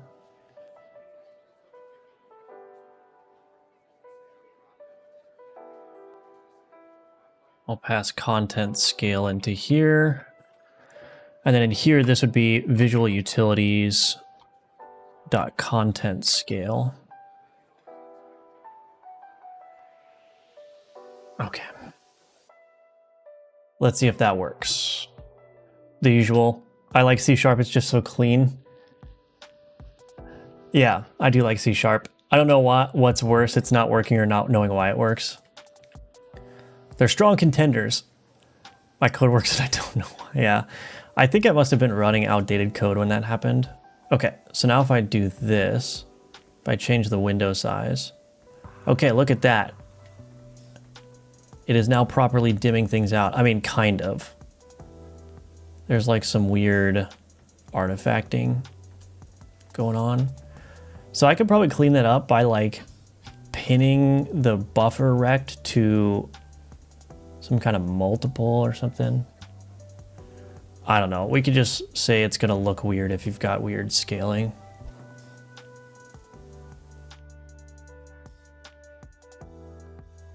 I mean, I could do something like mathf dot, or I could do full size content scale dot round and then do the same thing here. I wonder if that would make a difference.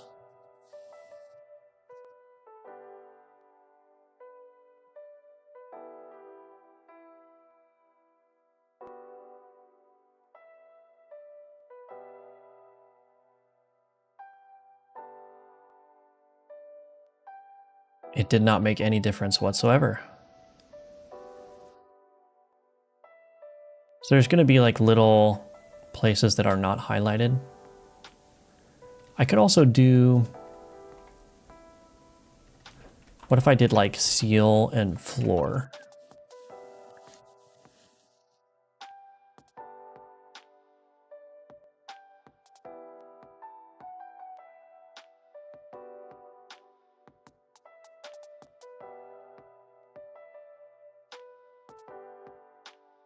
No.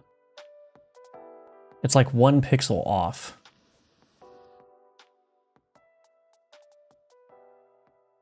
Okay, well, we're just gonna have to deal with that, I suppose.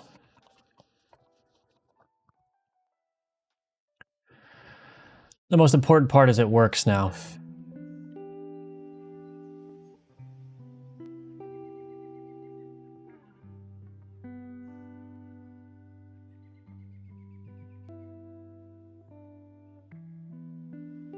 Goodness gracious. Okay.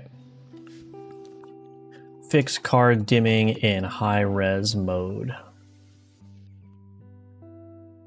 All right, let's just do some other tests as well here.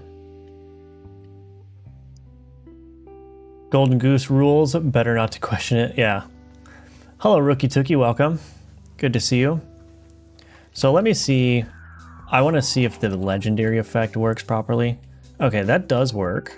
Add item. Well, I don't need to do that. I just want to make sure that all this stuff still looks good. Yeah. So, I mean, I don't really think the game looks as good when you're in high resolution mode, but, you know, at the end of the day, I want players to be comfortable with everything. There is a problem here. Do you guys see this little purple bar on the side? Why is that happening?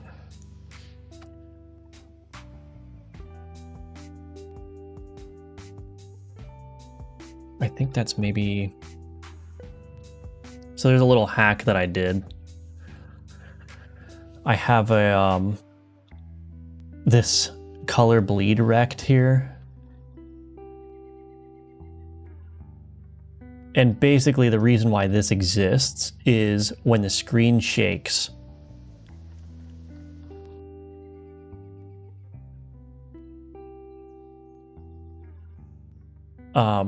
this drawer UI will be shifted around.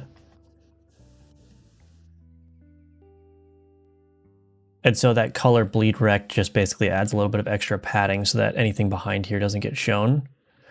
Now, I actually don't know, is that even necessary? I think I was doing that because the combat log summary goes behind things, and you can actually see the text a little bit when the screen shakes, but I wonder if I even need that. I could remove the color bleed rect and just make sure that this is invisible when it's hidden.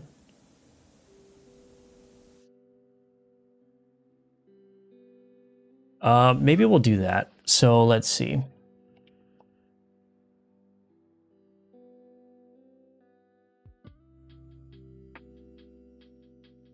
Combat log panel container. Actually, we'll just set the whole thing to invisible. And then expand, we're going to say visible equals true. And then if we're collapsing it, we will do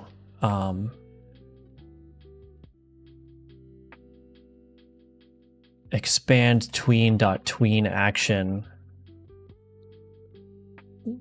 visible equals false. And then that should allow me to remove this color bleed from here, and that should fix that issue.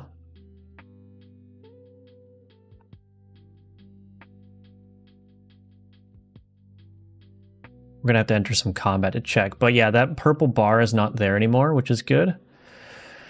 So let me just find...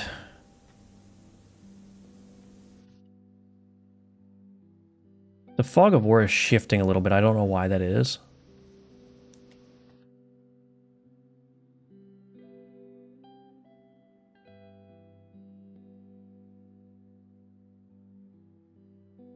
Maybe I also want to turn off snap transforms to pixel. That might have been the reason, actually. Snap 2D transforms to pixel.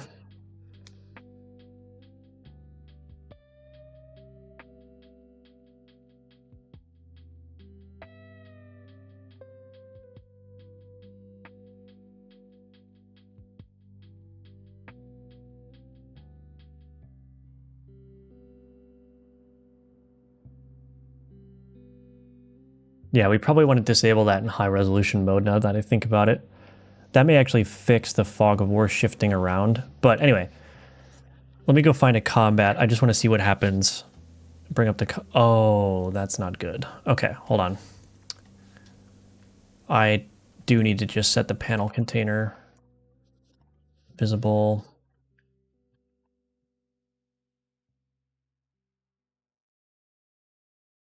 Okay. Let's try that now. It's always something, you know? Always something.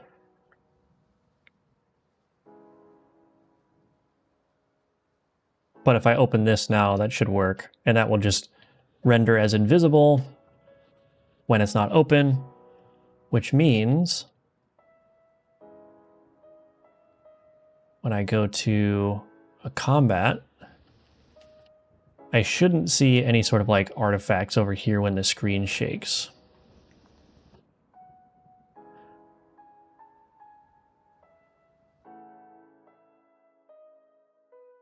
Yeah, it seems okay.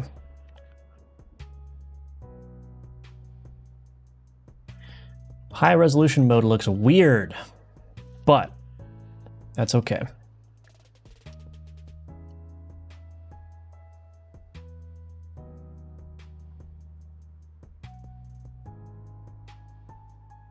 All right, so I do want to turn off Snap 2D Transforms to Pixels. I should probably open up my Obsidian here and make a note.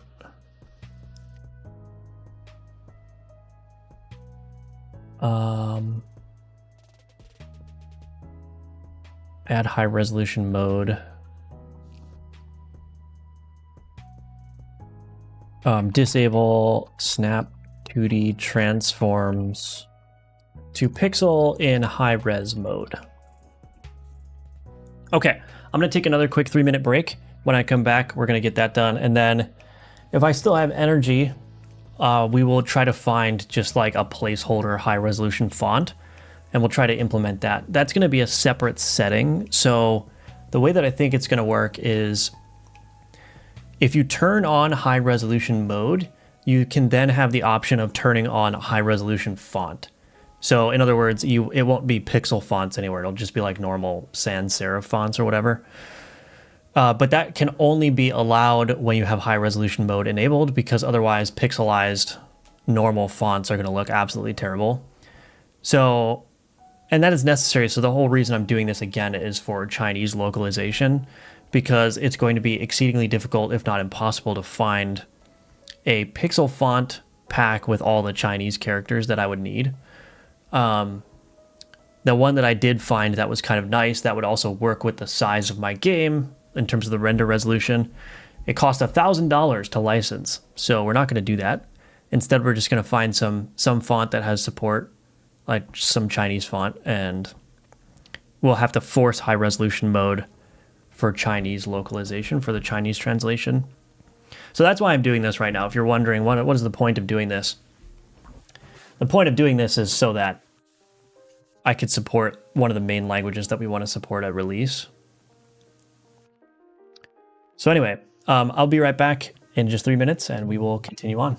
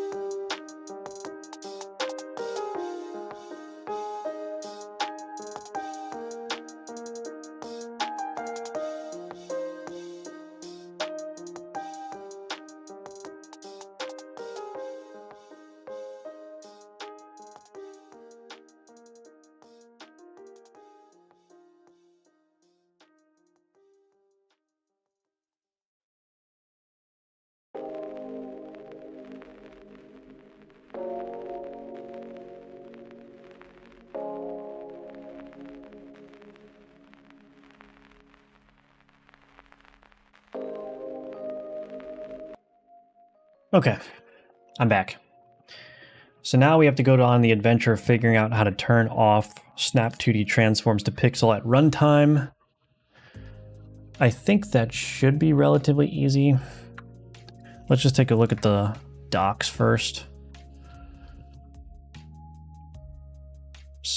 Viewport set Snap 2D transforms to pixel. Okay. I might just roll that into the visual. Yeah, I might just roll it into here, honestly.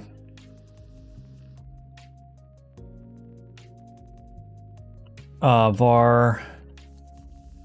Well, actually, we could just do this. Rendering server, viewport, set, snap 2D transforms to pixel, instance.get viewport, bool enabled is scale mode is equal to Windows scale mode dot viewport. Oh, this needs to be get RID, get viewport RID. Is that just available? No. Why is... Okay, well, I think it's a little bit redundant to have your viewport and then get viewport RID. Should just be get RID, but that's okay. Minor style thing. Okay. I wonder what that's going to do.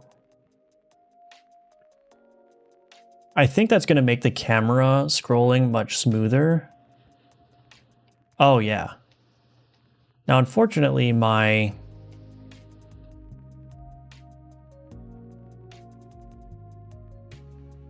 fog of war is still snapping around. I think it's probably because the fog of war sub viewport also has snap 2D transforms to pixel enabled. Yeah, snap 2D transforms to pixel. So I probably want to turn that off too. So I'm actually just going to use, just for simplicity, I'm just going to use a C# event for this. Event.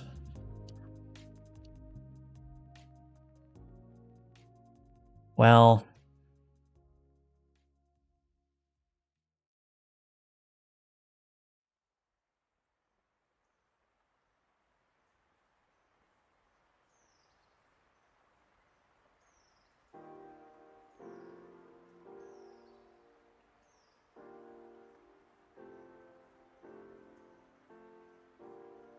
I mean, there's a couple ways I could do this.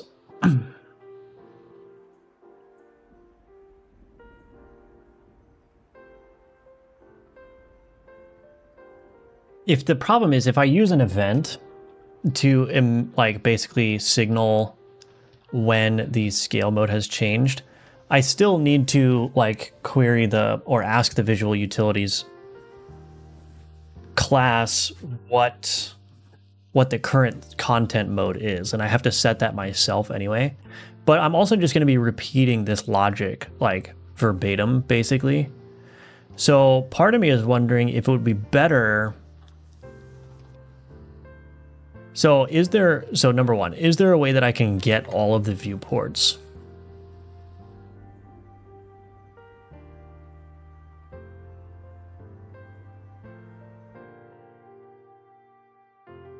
Doesn't look like it. I mean, viewports, list viewport, viewport.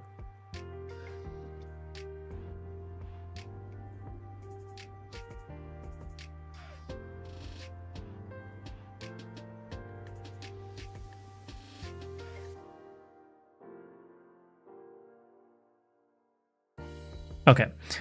So I don't think there's a way to get all the viewports that are currently available. So what I may do instead is I might just do something like this. Public static void register viewport.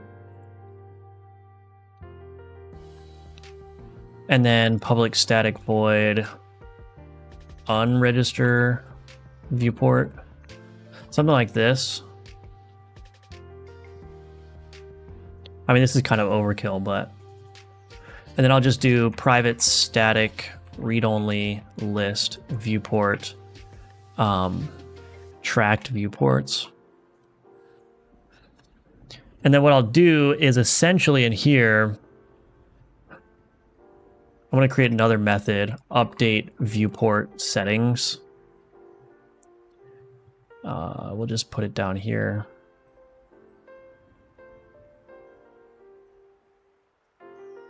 update viewport settings. So then we'll do for each. Well, I'm going to need to do this twice, I guess. For each var viewport.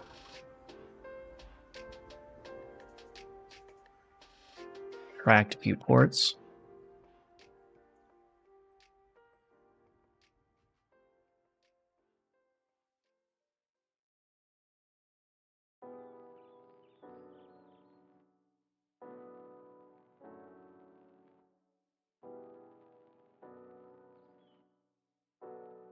Oh, I have get content scale mode.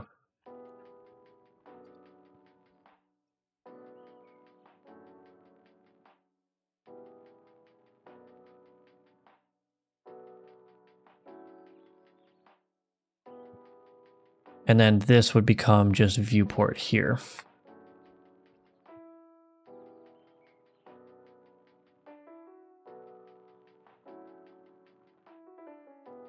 Get viewport RID.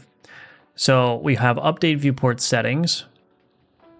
We have this, so tracked viewports dot add viewport, tracked viewports dot remove.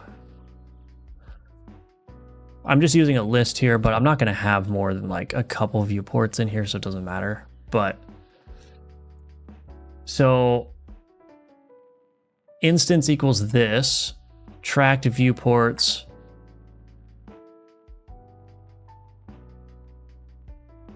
Let's see, add tracked register viewport instance.get viewport. I actually don't think this may not actually work. I might need to put this.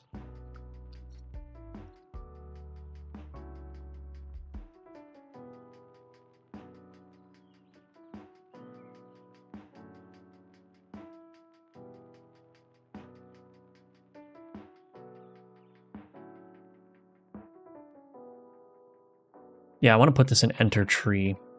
This enters the tree before any of the options get loaded, so that should be fine. So we register this viewport instance. This is just never going to be deregistered because this visual utilities will always be in the scene tree.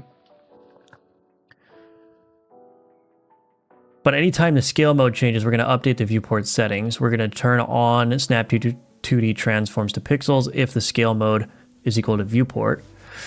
So then in my fog of war sub viewport, when I enter the tree, I just do visual utilities dot register viewport this. And then on exit tree, I need to make sure to do visual utilities dot unregister viewport this. All right, let's see if that does anything.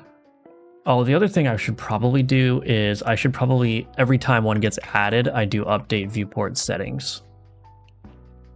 That's, again, not super efficient, but whatever. Doesn't matter, because I'm iterating over all the viewports again.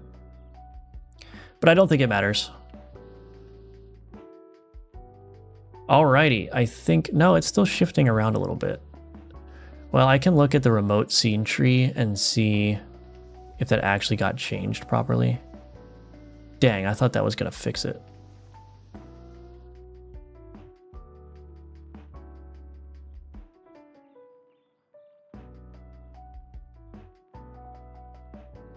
Fog of War sub viewport, let's take a look.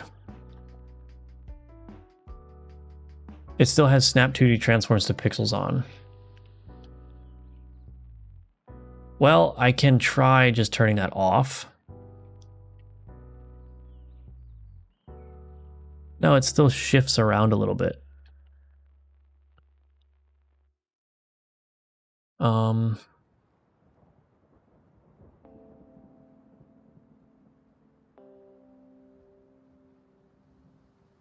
Well, shoot, that didn't do what I wanted it to do.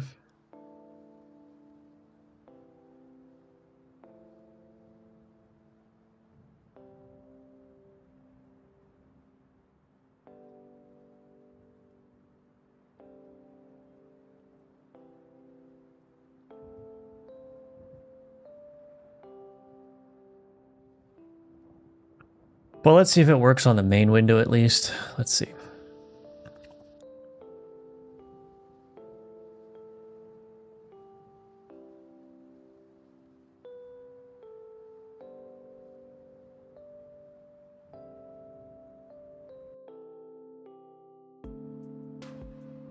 Snap 2D transform to pixels is on. Wait a minute, is this just not working?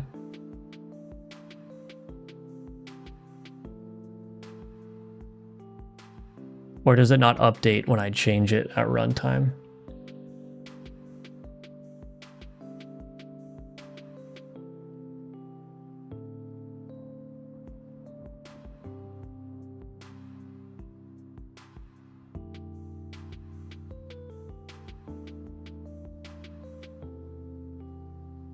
Really?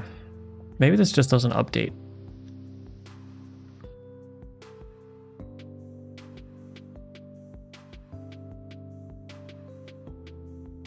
gd.print updating viewport.name to updating viewport name snap enabled equals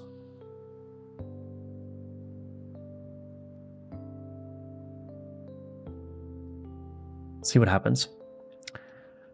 I've started vibe coding game in Godot 2. It's really fun. I'm using Cursor with Grok 5 and it's going really good. Well, I wish you luck. I don't know how well it's going to be over the long term, but we'll see. When you used to work on your game as a side project plus having a job, what strategies did you apply to stay productive? Any tips? Yeah, I think it just comes down to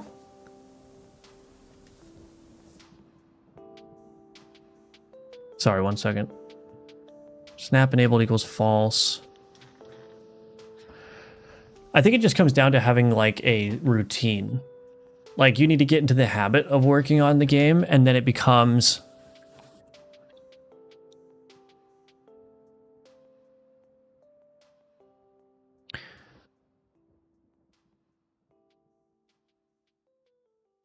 you need to get into the habit of working on the game and then it becomes just like second nature. So the discipline is the most important part. Like if you are regularly working on your game and that's a part of your week, it's a part of your routine, it becomes a lot easier to keep the momentum going. It, you know, you build up a certain amount of inertia and then you're just used to working for like an hour or two every night on the game. And if you do it enough, what I've found is that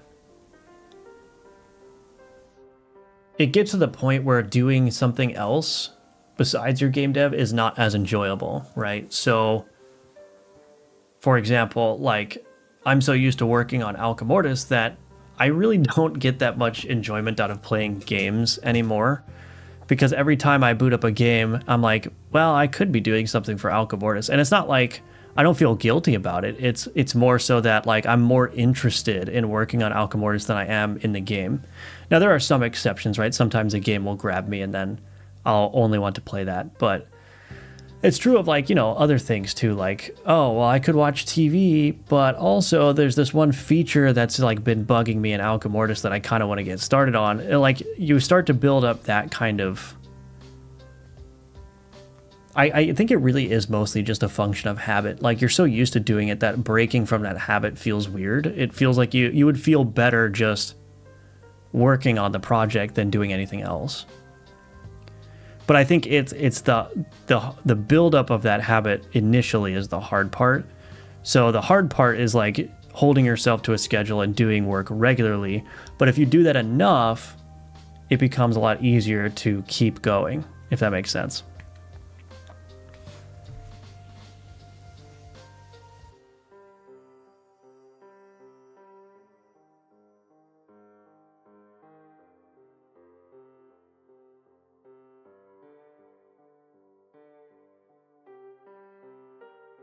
You're welcome, Raphael. You are welcome. I don't think this snap 2D transforms to pixels is doing anything. I mean, the camera motion is definitely better, Like if I get rid of this, the camera is still snapping, which is definitely noticeable.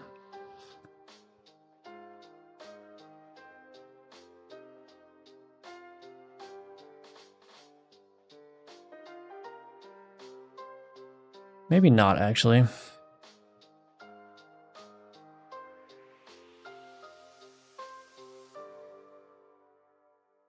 Oh, is this even doing anything? Maybe this doesn't even do anything.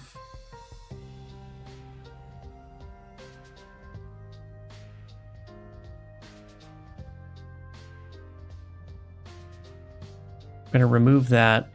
I'm just going to do some testing here. I may be barking up the wrong tree. This may not actually be doing much.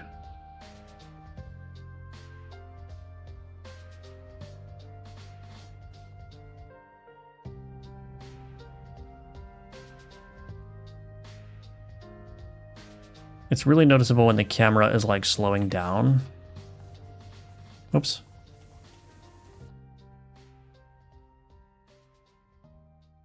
Yeah, so there's like a chunkiness to the deceleration. But if I put this back, where I disable the snap transforms, does it become smoother then? Or does it remain chunk? Oh yeah, that's definitely doing something. Okay, so that is definitely something that I want to keep. But the problem is that the fog of war is still like shimmering a little bit. I don't know if you can really see it when I'm moving, but I mean, it's not that big of a deal. It does look very distracting though.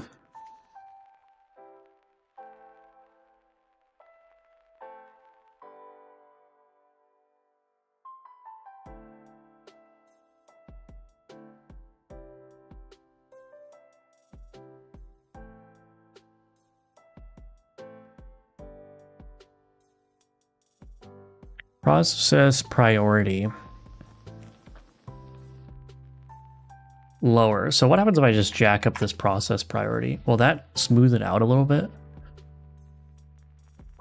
So if I make it update its position last, no, that doesn't do anything. Why is that shimmering? Okay.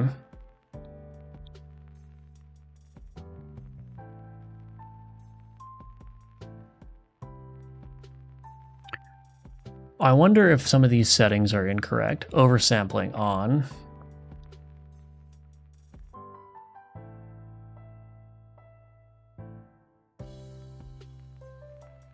No. Oh, maybe the, oh, it might be the it might be snap controls to pixel as well. I might need to turn that off. Snap controls to pixels. Do I need to do that as well?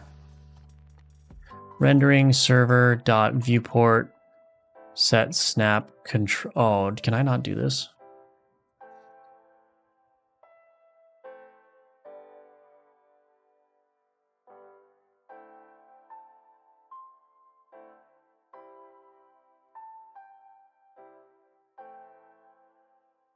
Wait, can I just set this from here? Oh, I can just do this.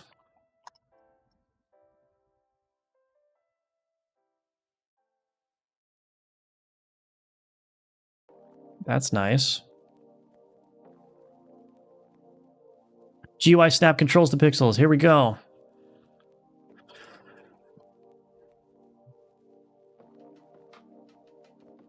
Actually, let's just simplify this.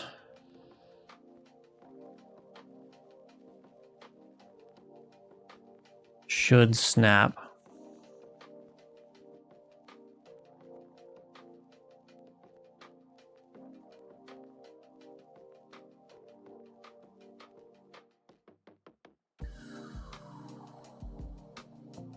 That might also actually fix the card dimming issue that I had a problem with.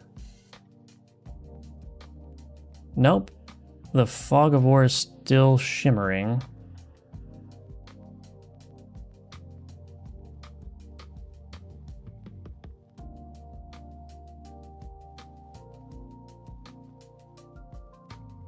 Well, that might not be a big deal, but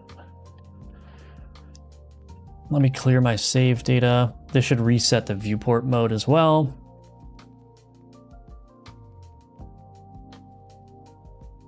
Okay. High resolution.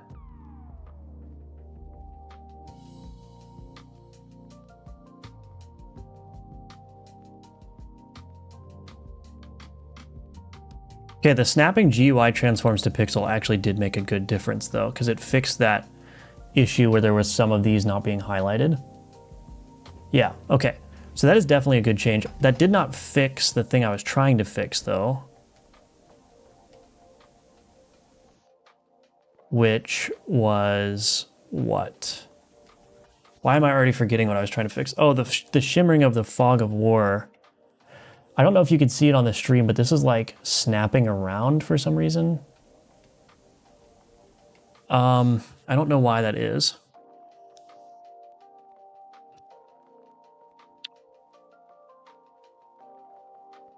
Default texture filter nearest. Snap 2D transforms to pixel. GUI, snap controls to pixel.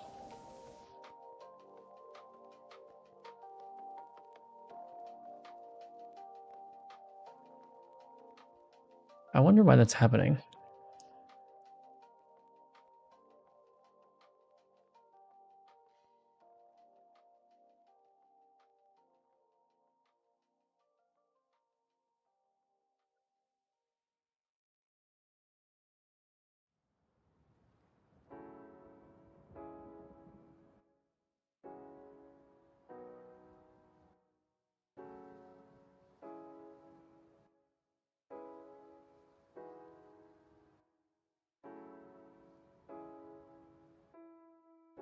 I don't see any settings in here that would maybe affect that. I mean, I am turning off the snap controls to pixels.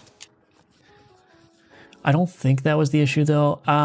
Let's see, where is this used? Show in file system. No, I don't want to play the scene. Why is play the scene right below show in file system? Gosh dang it. View owners. Fog of War sprite. Is there... Oh, that's a beautiful texture. Hello.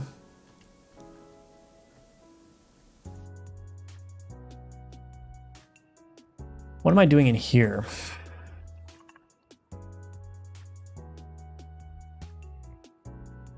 Shader global top left. Get viewport, get camera 2D, get screen center position, minus get viewport rect.size divided by 2.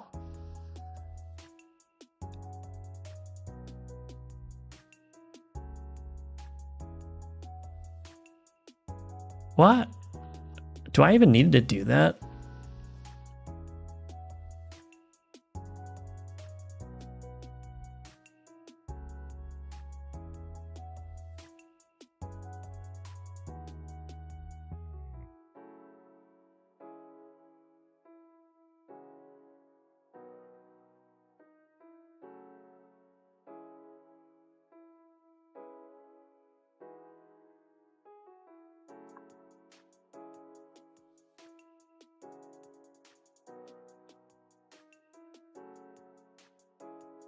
Let's see.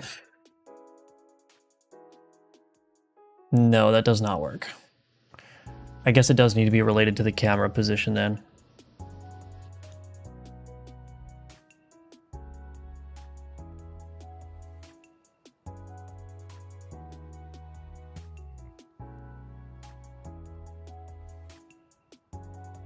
Okay. How do you juggle working on features in the game versus other content like YouTube videos? It's very hard. Usually the game takes priority. The YouTube videos at this point, like in development, are basically, if I have an opportunity to make a YouTube video that would be a good advertisement for Alchemortis, that's what I do, right? So even in my most recent video with the 8 Godot tips, I made sure to mention Alchemortis a couple times, right? So when I think a video could be helpful to get exposure for Alcamortis, that's when I spend the time working on it. So everything kind of revolves around the game at this point.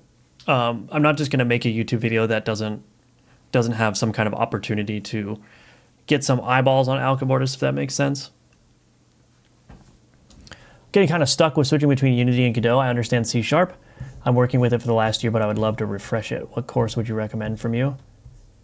Yeah, I only have one C# course, so if you want to get that one, that's the one that will show you how to do things with C#. So yeah. But yeah, thank you for your interest. Hello, Rin, welcome back. Good to see you.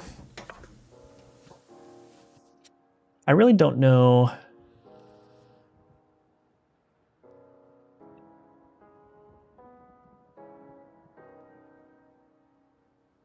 Get camera. Okay, let's just look at the camera 2D. Is there an easy way to get the top left?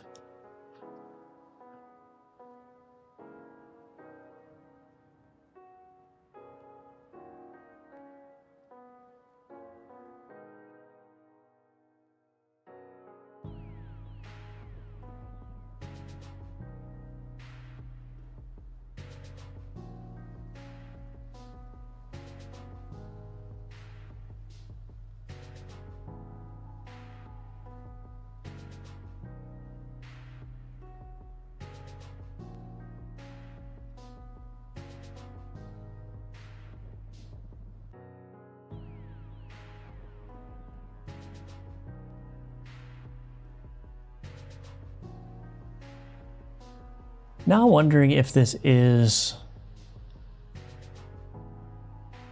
No, this is always going to process after... Yeah, I actually don't know. I don't know what to do about this. Camera... I don't have like... Is there like a camera snap option?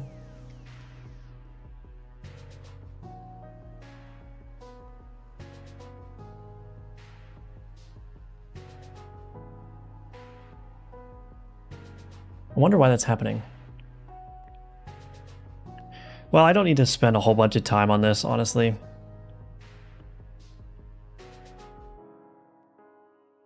It's such a subtle shift that it's hard to notice, but it is noticeable.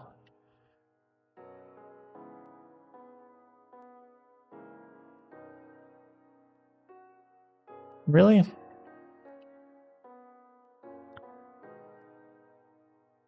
I feel like there's something wrong.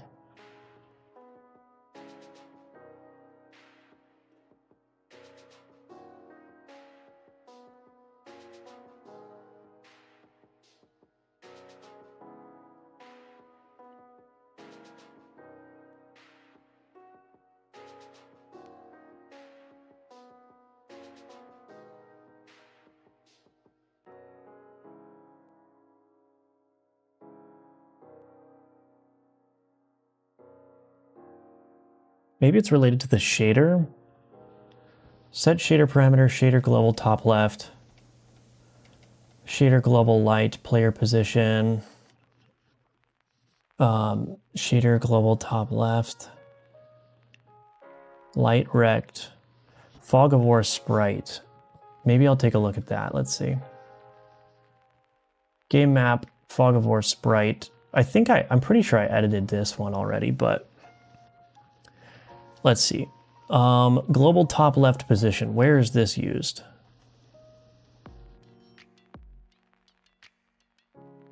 Global top left position times get screen pixel size.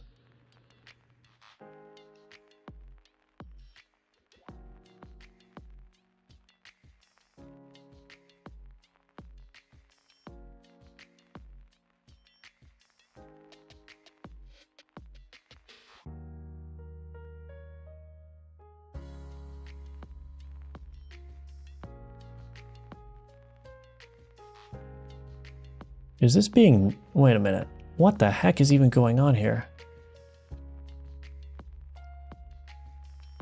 This doesn't seem right to me. We're adding... Screen UV times...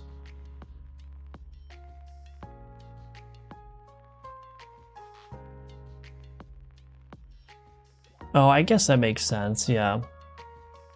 Well, does the shifting go away if I use this? No, it doesn't. So you see how like the noise sampling changes as I scroll the camera? So I actually need to pass in the camera position and then use the normalized like pixel size, the proper scale. And that basically stabilizes the UV as the camera's global position is moving. So that way the noise pattern doesn't actually change as you scroll. But then there's this position issue, which is causing it to shift.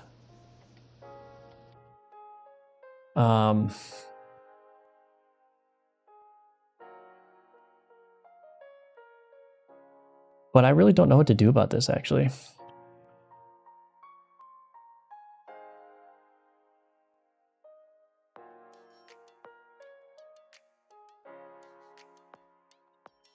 I wonder...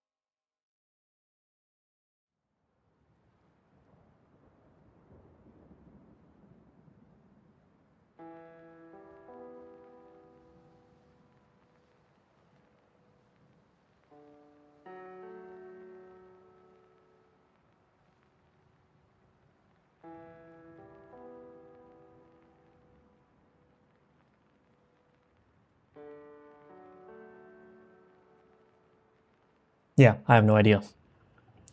I have no idea.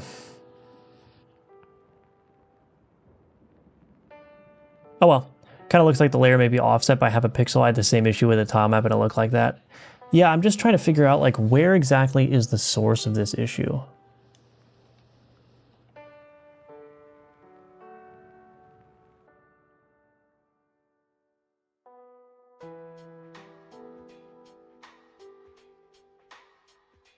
It seems to me like it's still snapping to pixels.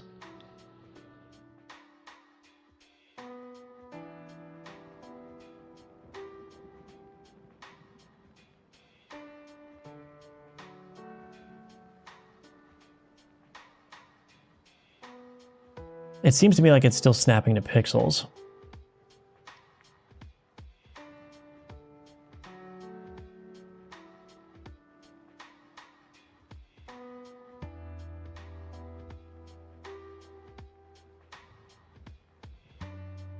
This is just a black background.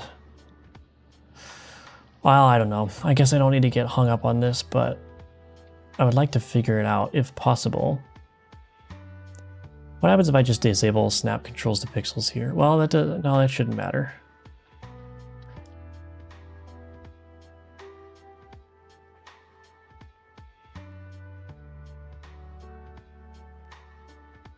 Default texture filter. What happens if I just get rid of that?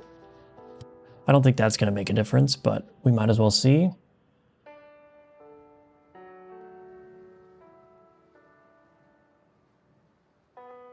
Wait, was that it? Oh, that was it. The texture filter. The problem, though, is I don't know if that's a good thing to do.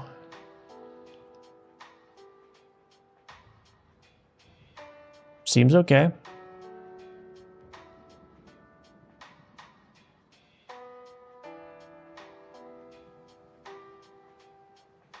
Okay. Then we will keep the texture filter as linear.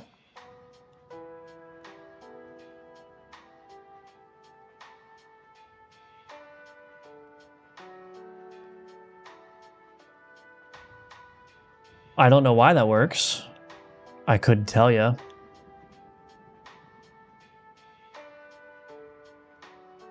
I guess it has something to do with the high resolution mode.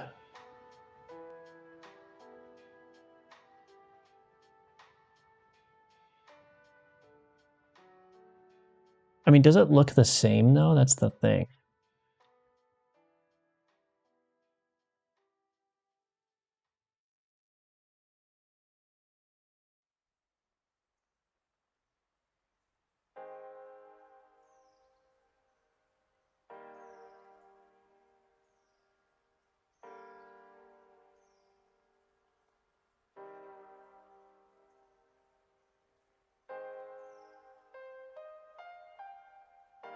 I think it does. I don't know. Well, that fixes that. We'll go to settings, high resolution, save.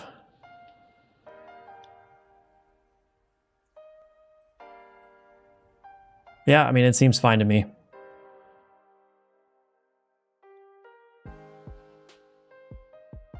It's rock solid now. Awesome. Okay.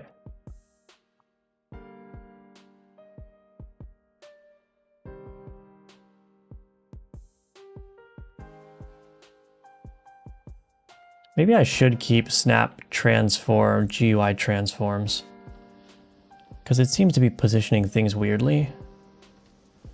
So I may actually turn that off. We don't need that print anymore.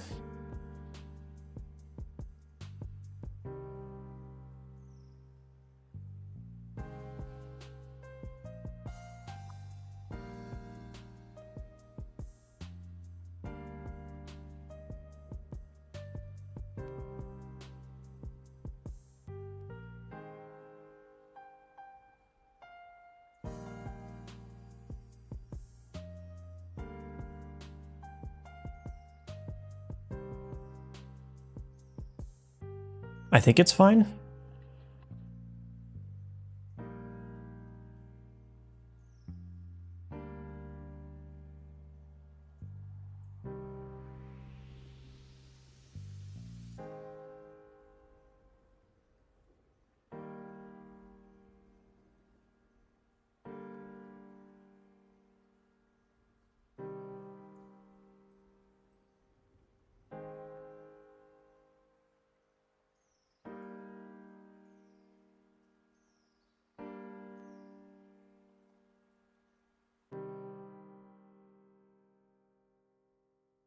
Yeah, it looks fine to me.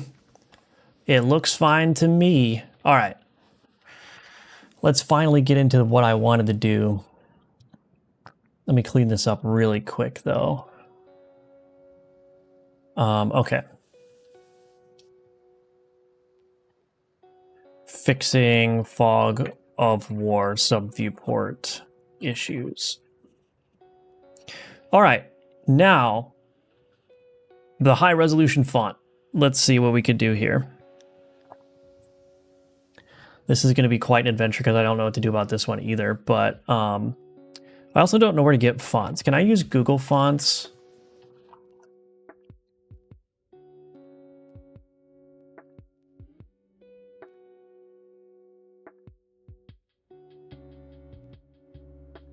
Google Fonts are released under open source licenses without paying royalties. No attribution required.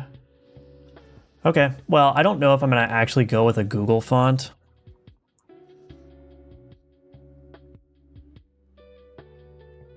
But just to have something to work with that I know is a proper license is going to be nice. Do I just go with the classic Roboto?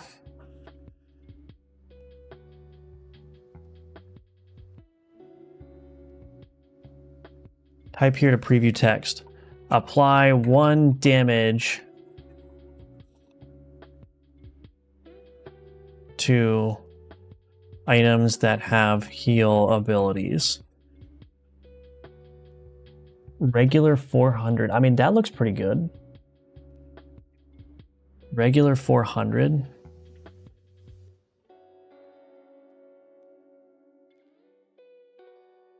Let's just grab Roboto 400. I can look at fonts later, but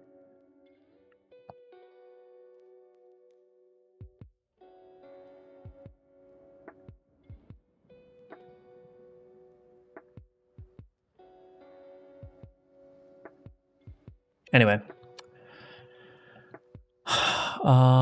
Get font.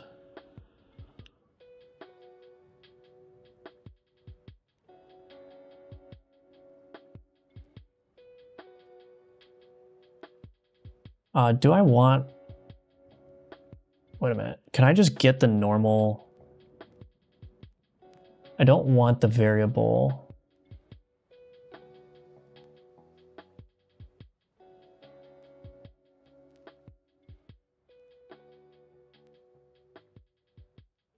I just want this one.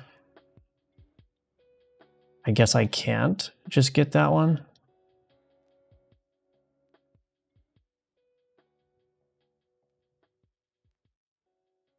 Okay, well, download all.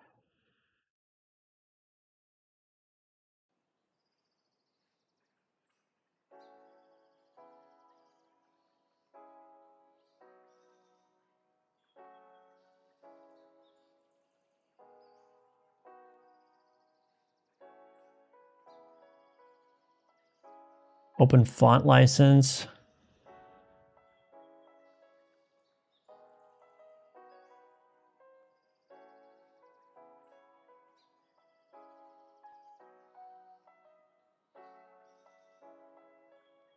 Okay. Well,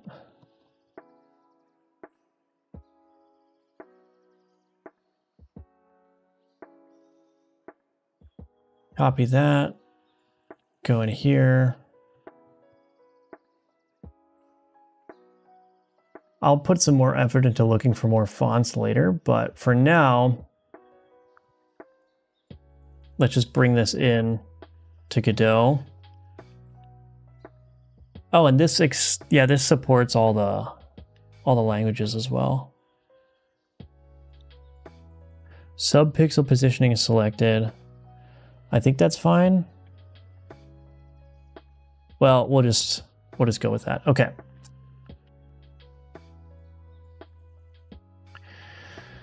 So now I got to figure out how to actually change the font. I mean, just to test it, I can put Roboto in there. Ooh, that might not actually look that great, but let's see.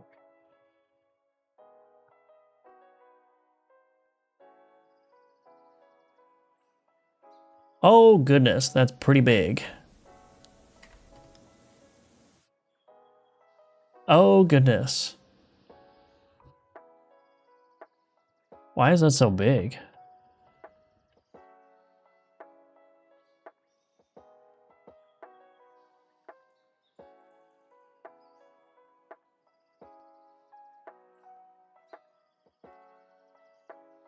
Okay, 9 pixels is more like it. Actually, you could probably go down even more. Although, one problem is... Oh, that looks terrible.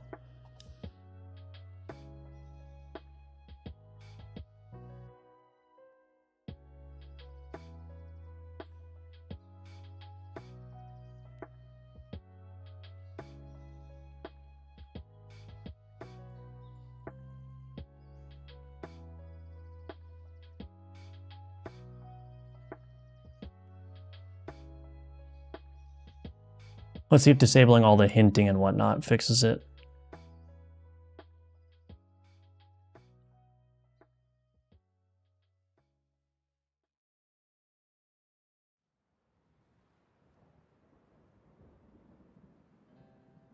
Interesting. 11?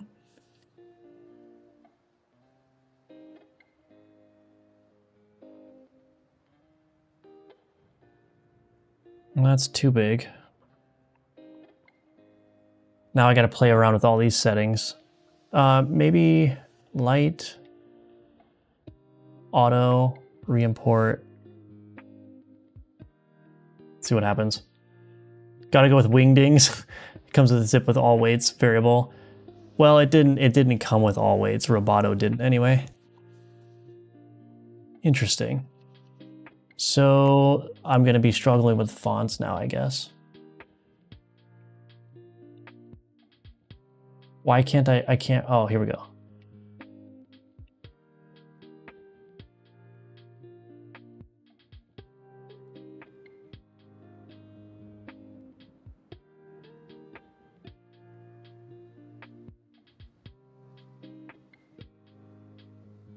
Maybe not. There's a toggle in Google Fonts. Yeah, I'll have to look at that.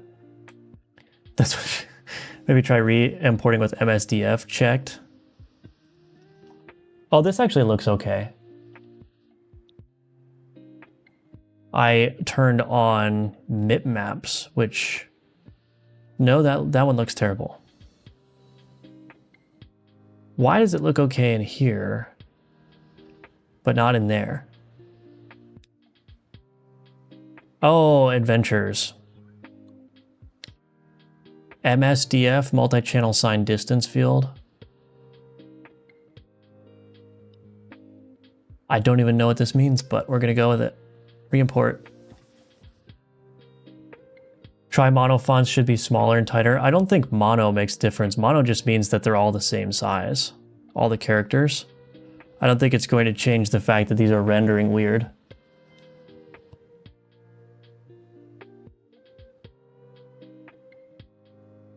What is even going on here?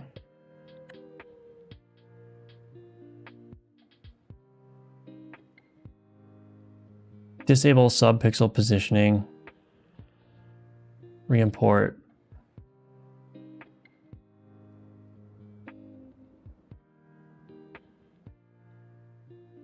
Okay, it wasn't that. I keep going to that. Okay. No hinting.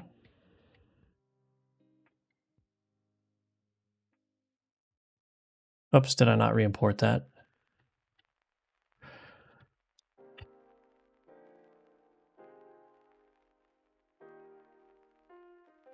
Nope, that didn't work. I think it's the anti-aliasing. What's LCD subpixel?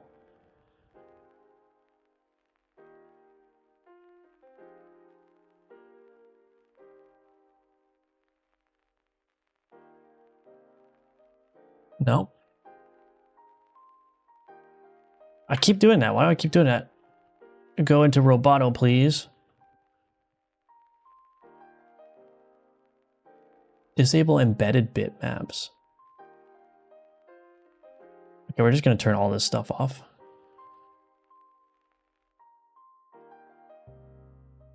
I think it's the anti-aliasing.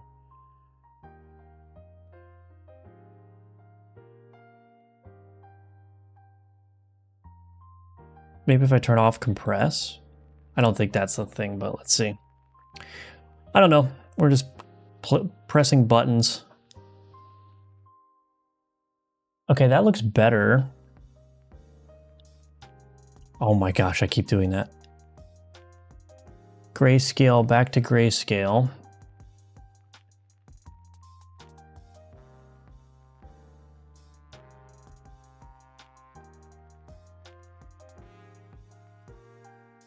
Still looks a little not crisp.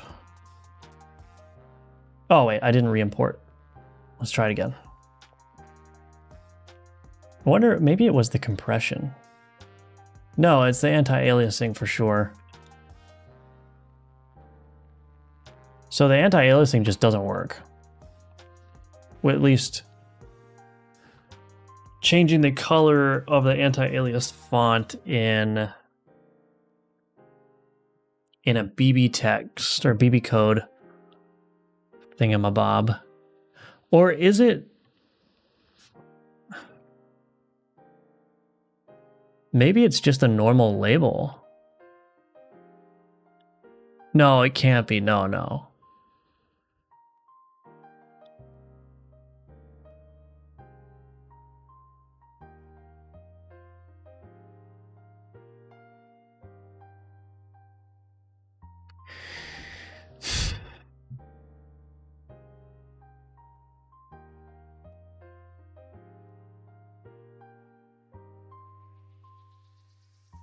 Modulate color glyphs. Oh, I don't, maybe that just means if glyphs have a built-in color. Relic, yeah, I don't know what's going on there. I guess it's just the grayscale. Let's turn on MSDF again. Re-import.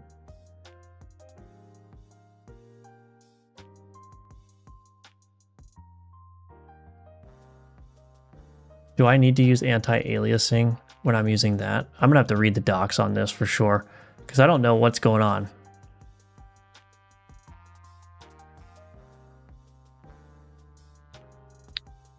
That looks terrible too.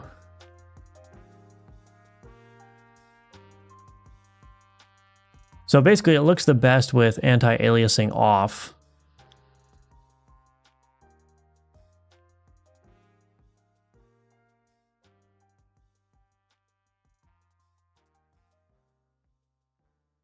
Light hinting, auto.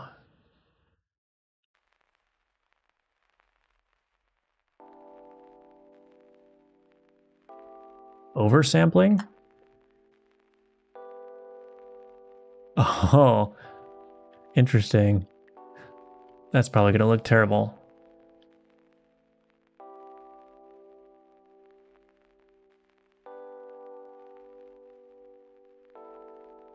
Turn this down. Keep rounding remainders. Reimport.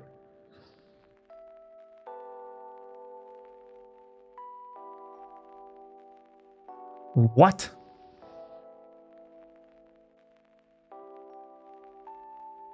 Oh, 0. A lot of Google results for the anti-aliasing not working properly. Oh, really?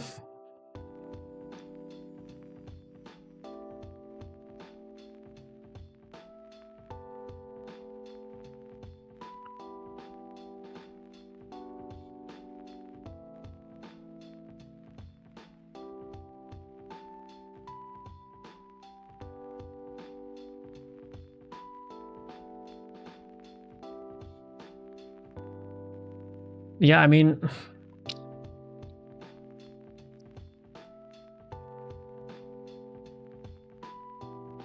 turn it back down to 9.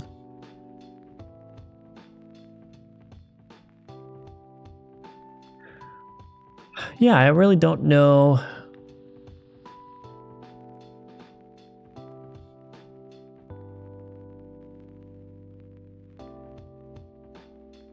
Disable subpixel positioning, disable hinting, disable anti-aliasing.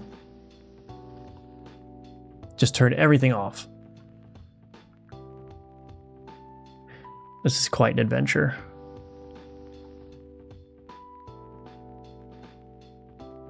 That actually doesn't look too bad. I mean, it would be better if I could get... It would be better if I could get a little bit of anti-aliasing in there.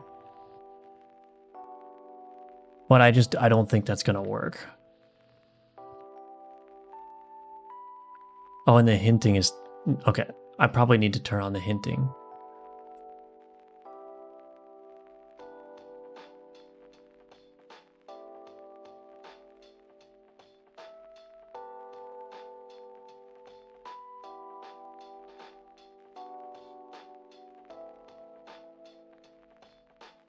And I might need to turn on subpixel positioning as well.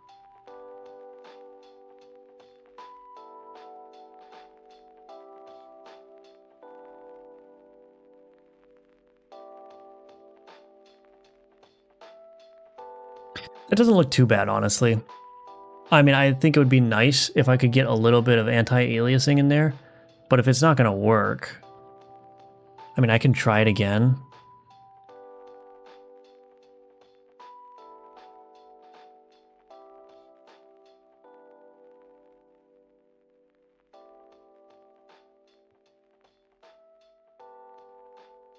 That's wild.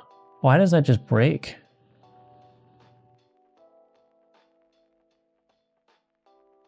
I mean, it's not even like close to correct. Like it's turning the edges green.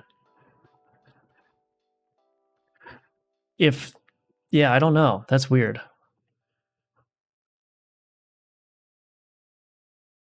But it renders fine in here in this tooltip.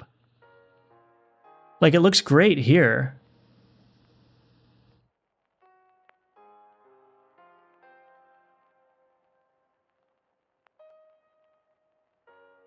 So is there just something different? It looks really good here. Like it's super crisp and readable. Why doesn't it look good in the map tooltip then? Wait a minute, what's going on here? There's just endless mysteries to solve. Why is that looking terrible?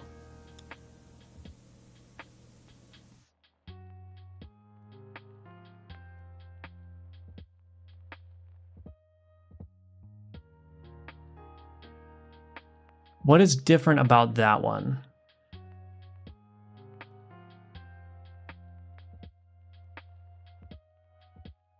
Oh. I know what's happening.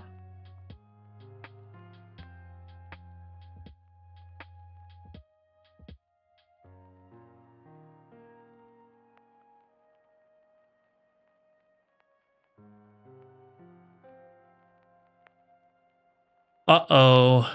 We're in trouble.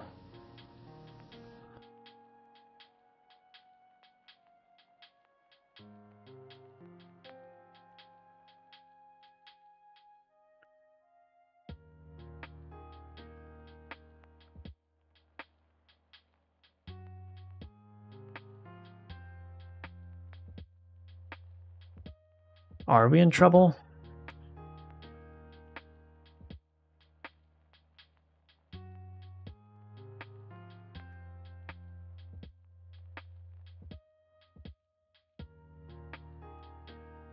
Well, here's an optimization I can do. So, okay, the reason why the text looks bad here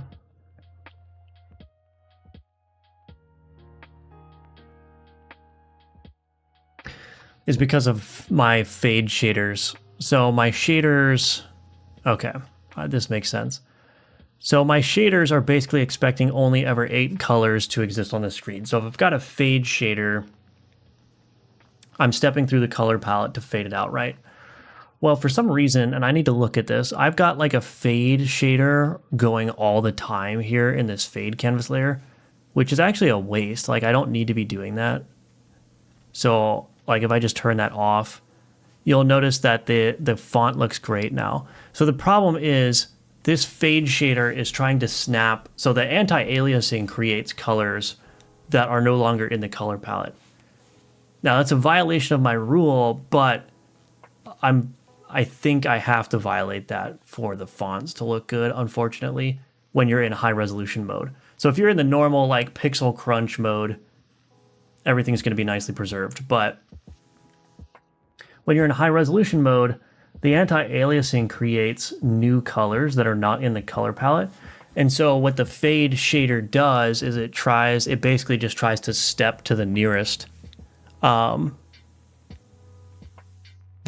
color based on like, it's not even like a best guess. It's just like whatever color, the new color generated by the anti-aliasing is closest to in the palette, then it tries to step down from that value, and it ends up putting greens and reds and whatnot in here.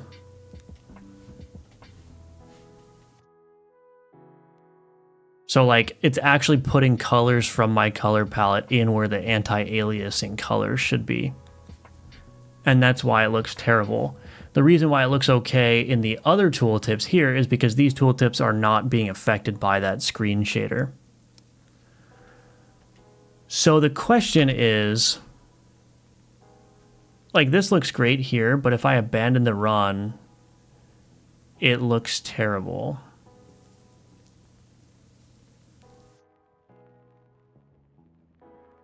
So basically, any anti-alias text that is going to be affected by one of those fade-out shaders is going to look terrible while that shader is in effect.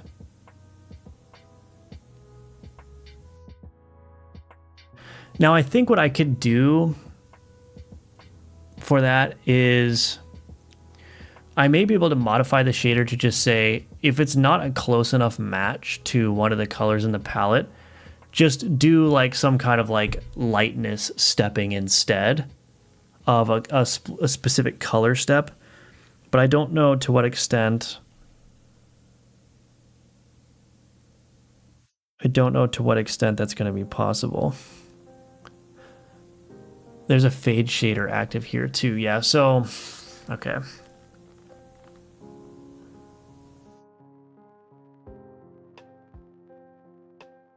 Let me write this down. So this is just a waste though. This game map fade shader is always active. So I can definitely fix that one. That's not necessary. And then the main menu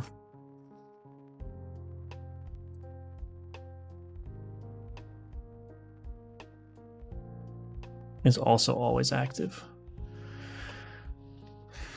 Is the map tooltip being scaled? It is not, no.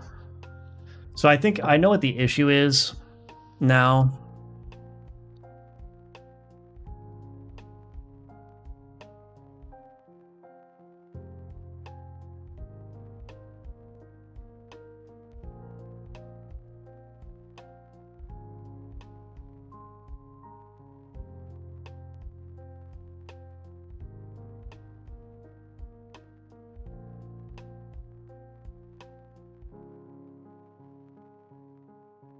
I guess I'm gonna have to figure that out. But anyway, that's okay. I'll figure that out later. But I will, on the master branch, I will fix these things because those are just wasteful. They're just running a shader for no reason.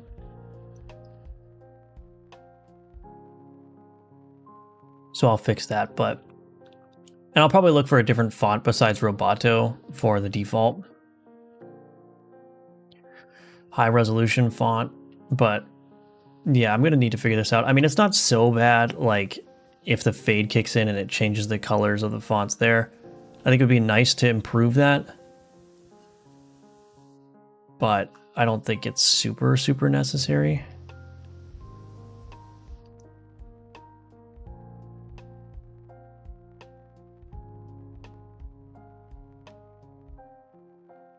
The font looks pretty good everywhere else. But anyway. So I'll work on that. But anyway, I'm going to go eat some lunch now. That was a long stream, but longer stream anyway. But you can wishlist Alchemortis on Steam if you're interested. There's also a playtest running right now for Patreon members. So if you join on Patreon, you'll get instant access to the playtest. The playtest will be available for everyone, though, starting on Monday. So you don't need to financially support the game to get access to the playtest. But this is going to be the final playtest before the demo build and then before release. So this is your chance to get your feedback in about the game. And then I'm just going to be spending the rest of the time basically just doing all these quality of life things and adding new content and all that stuff. So anyway. Thank you all for watching. Thank you for being here. Hope you all have a great rest of your day. And I will be back at it tomorrow at 10 a.m. Eastern. Okay, bye-bye.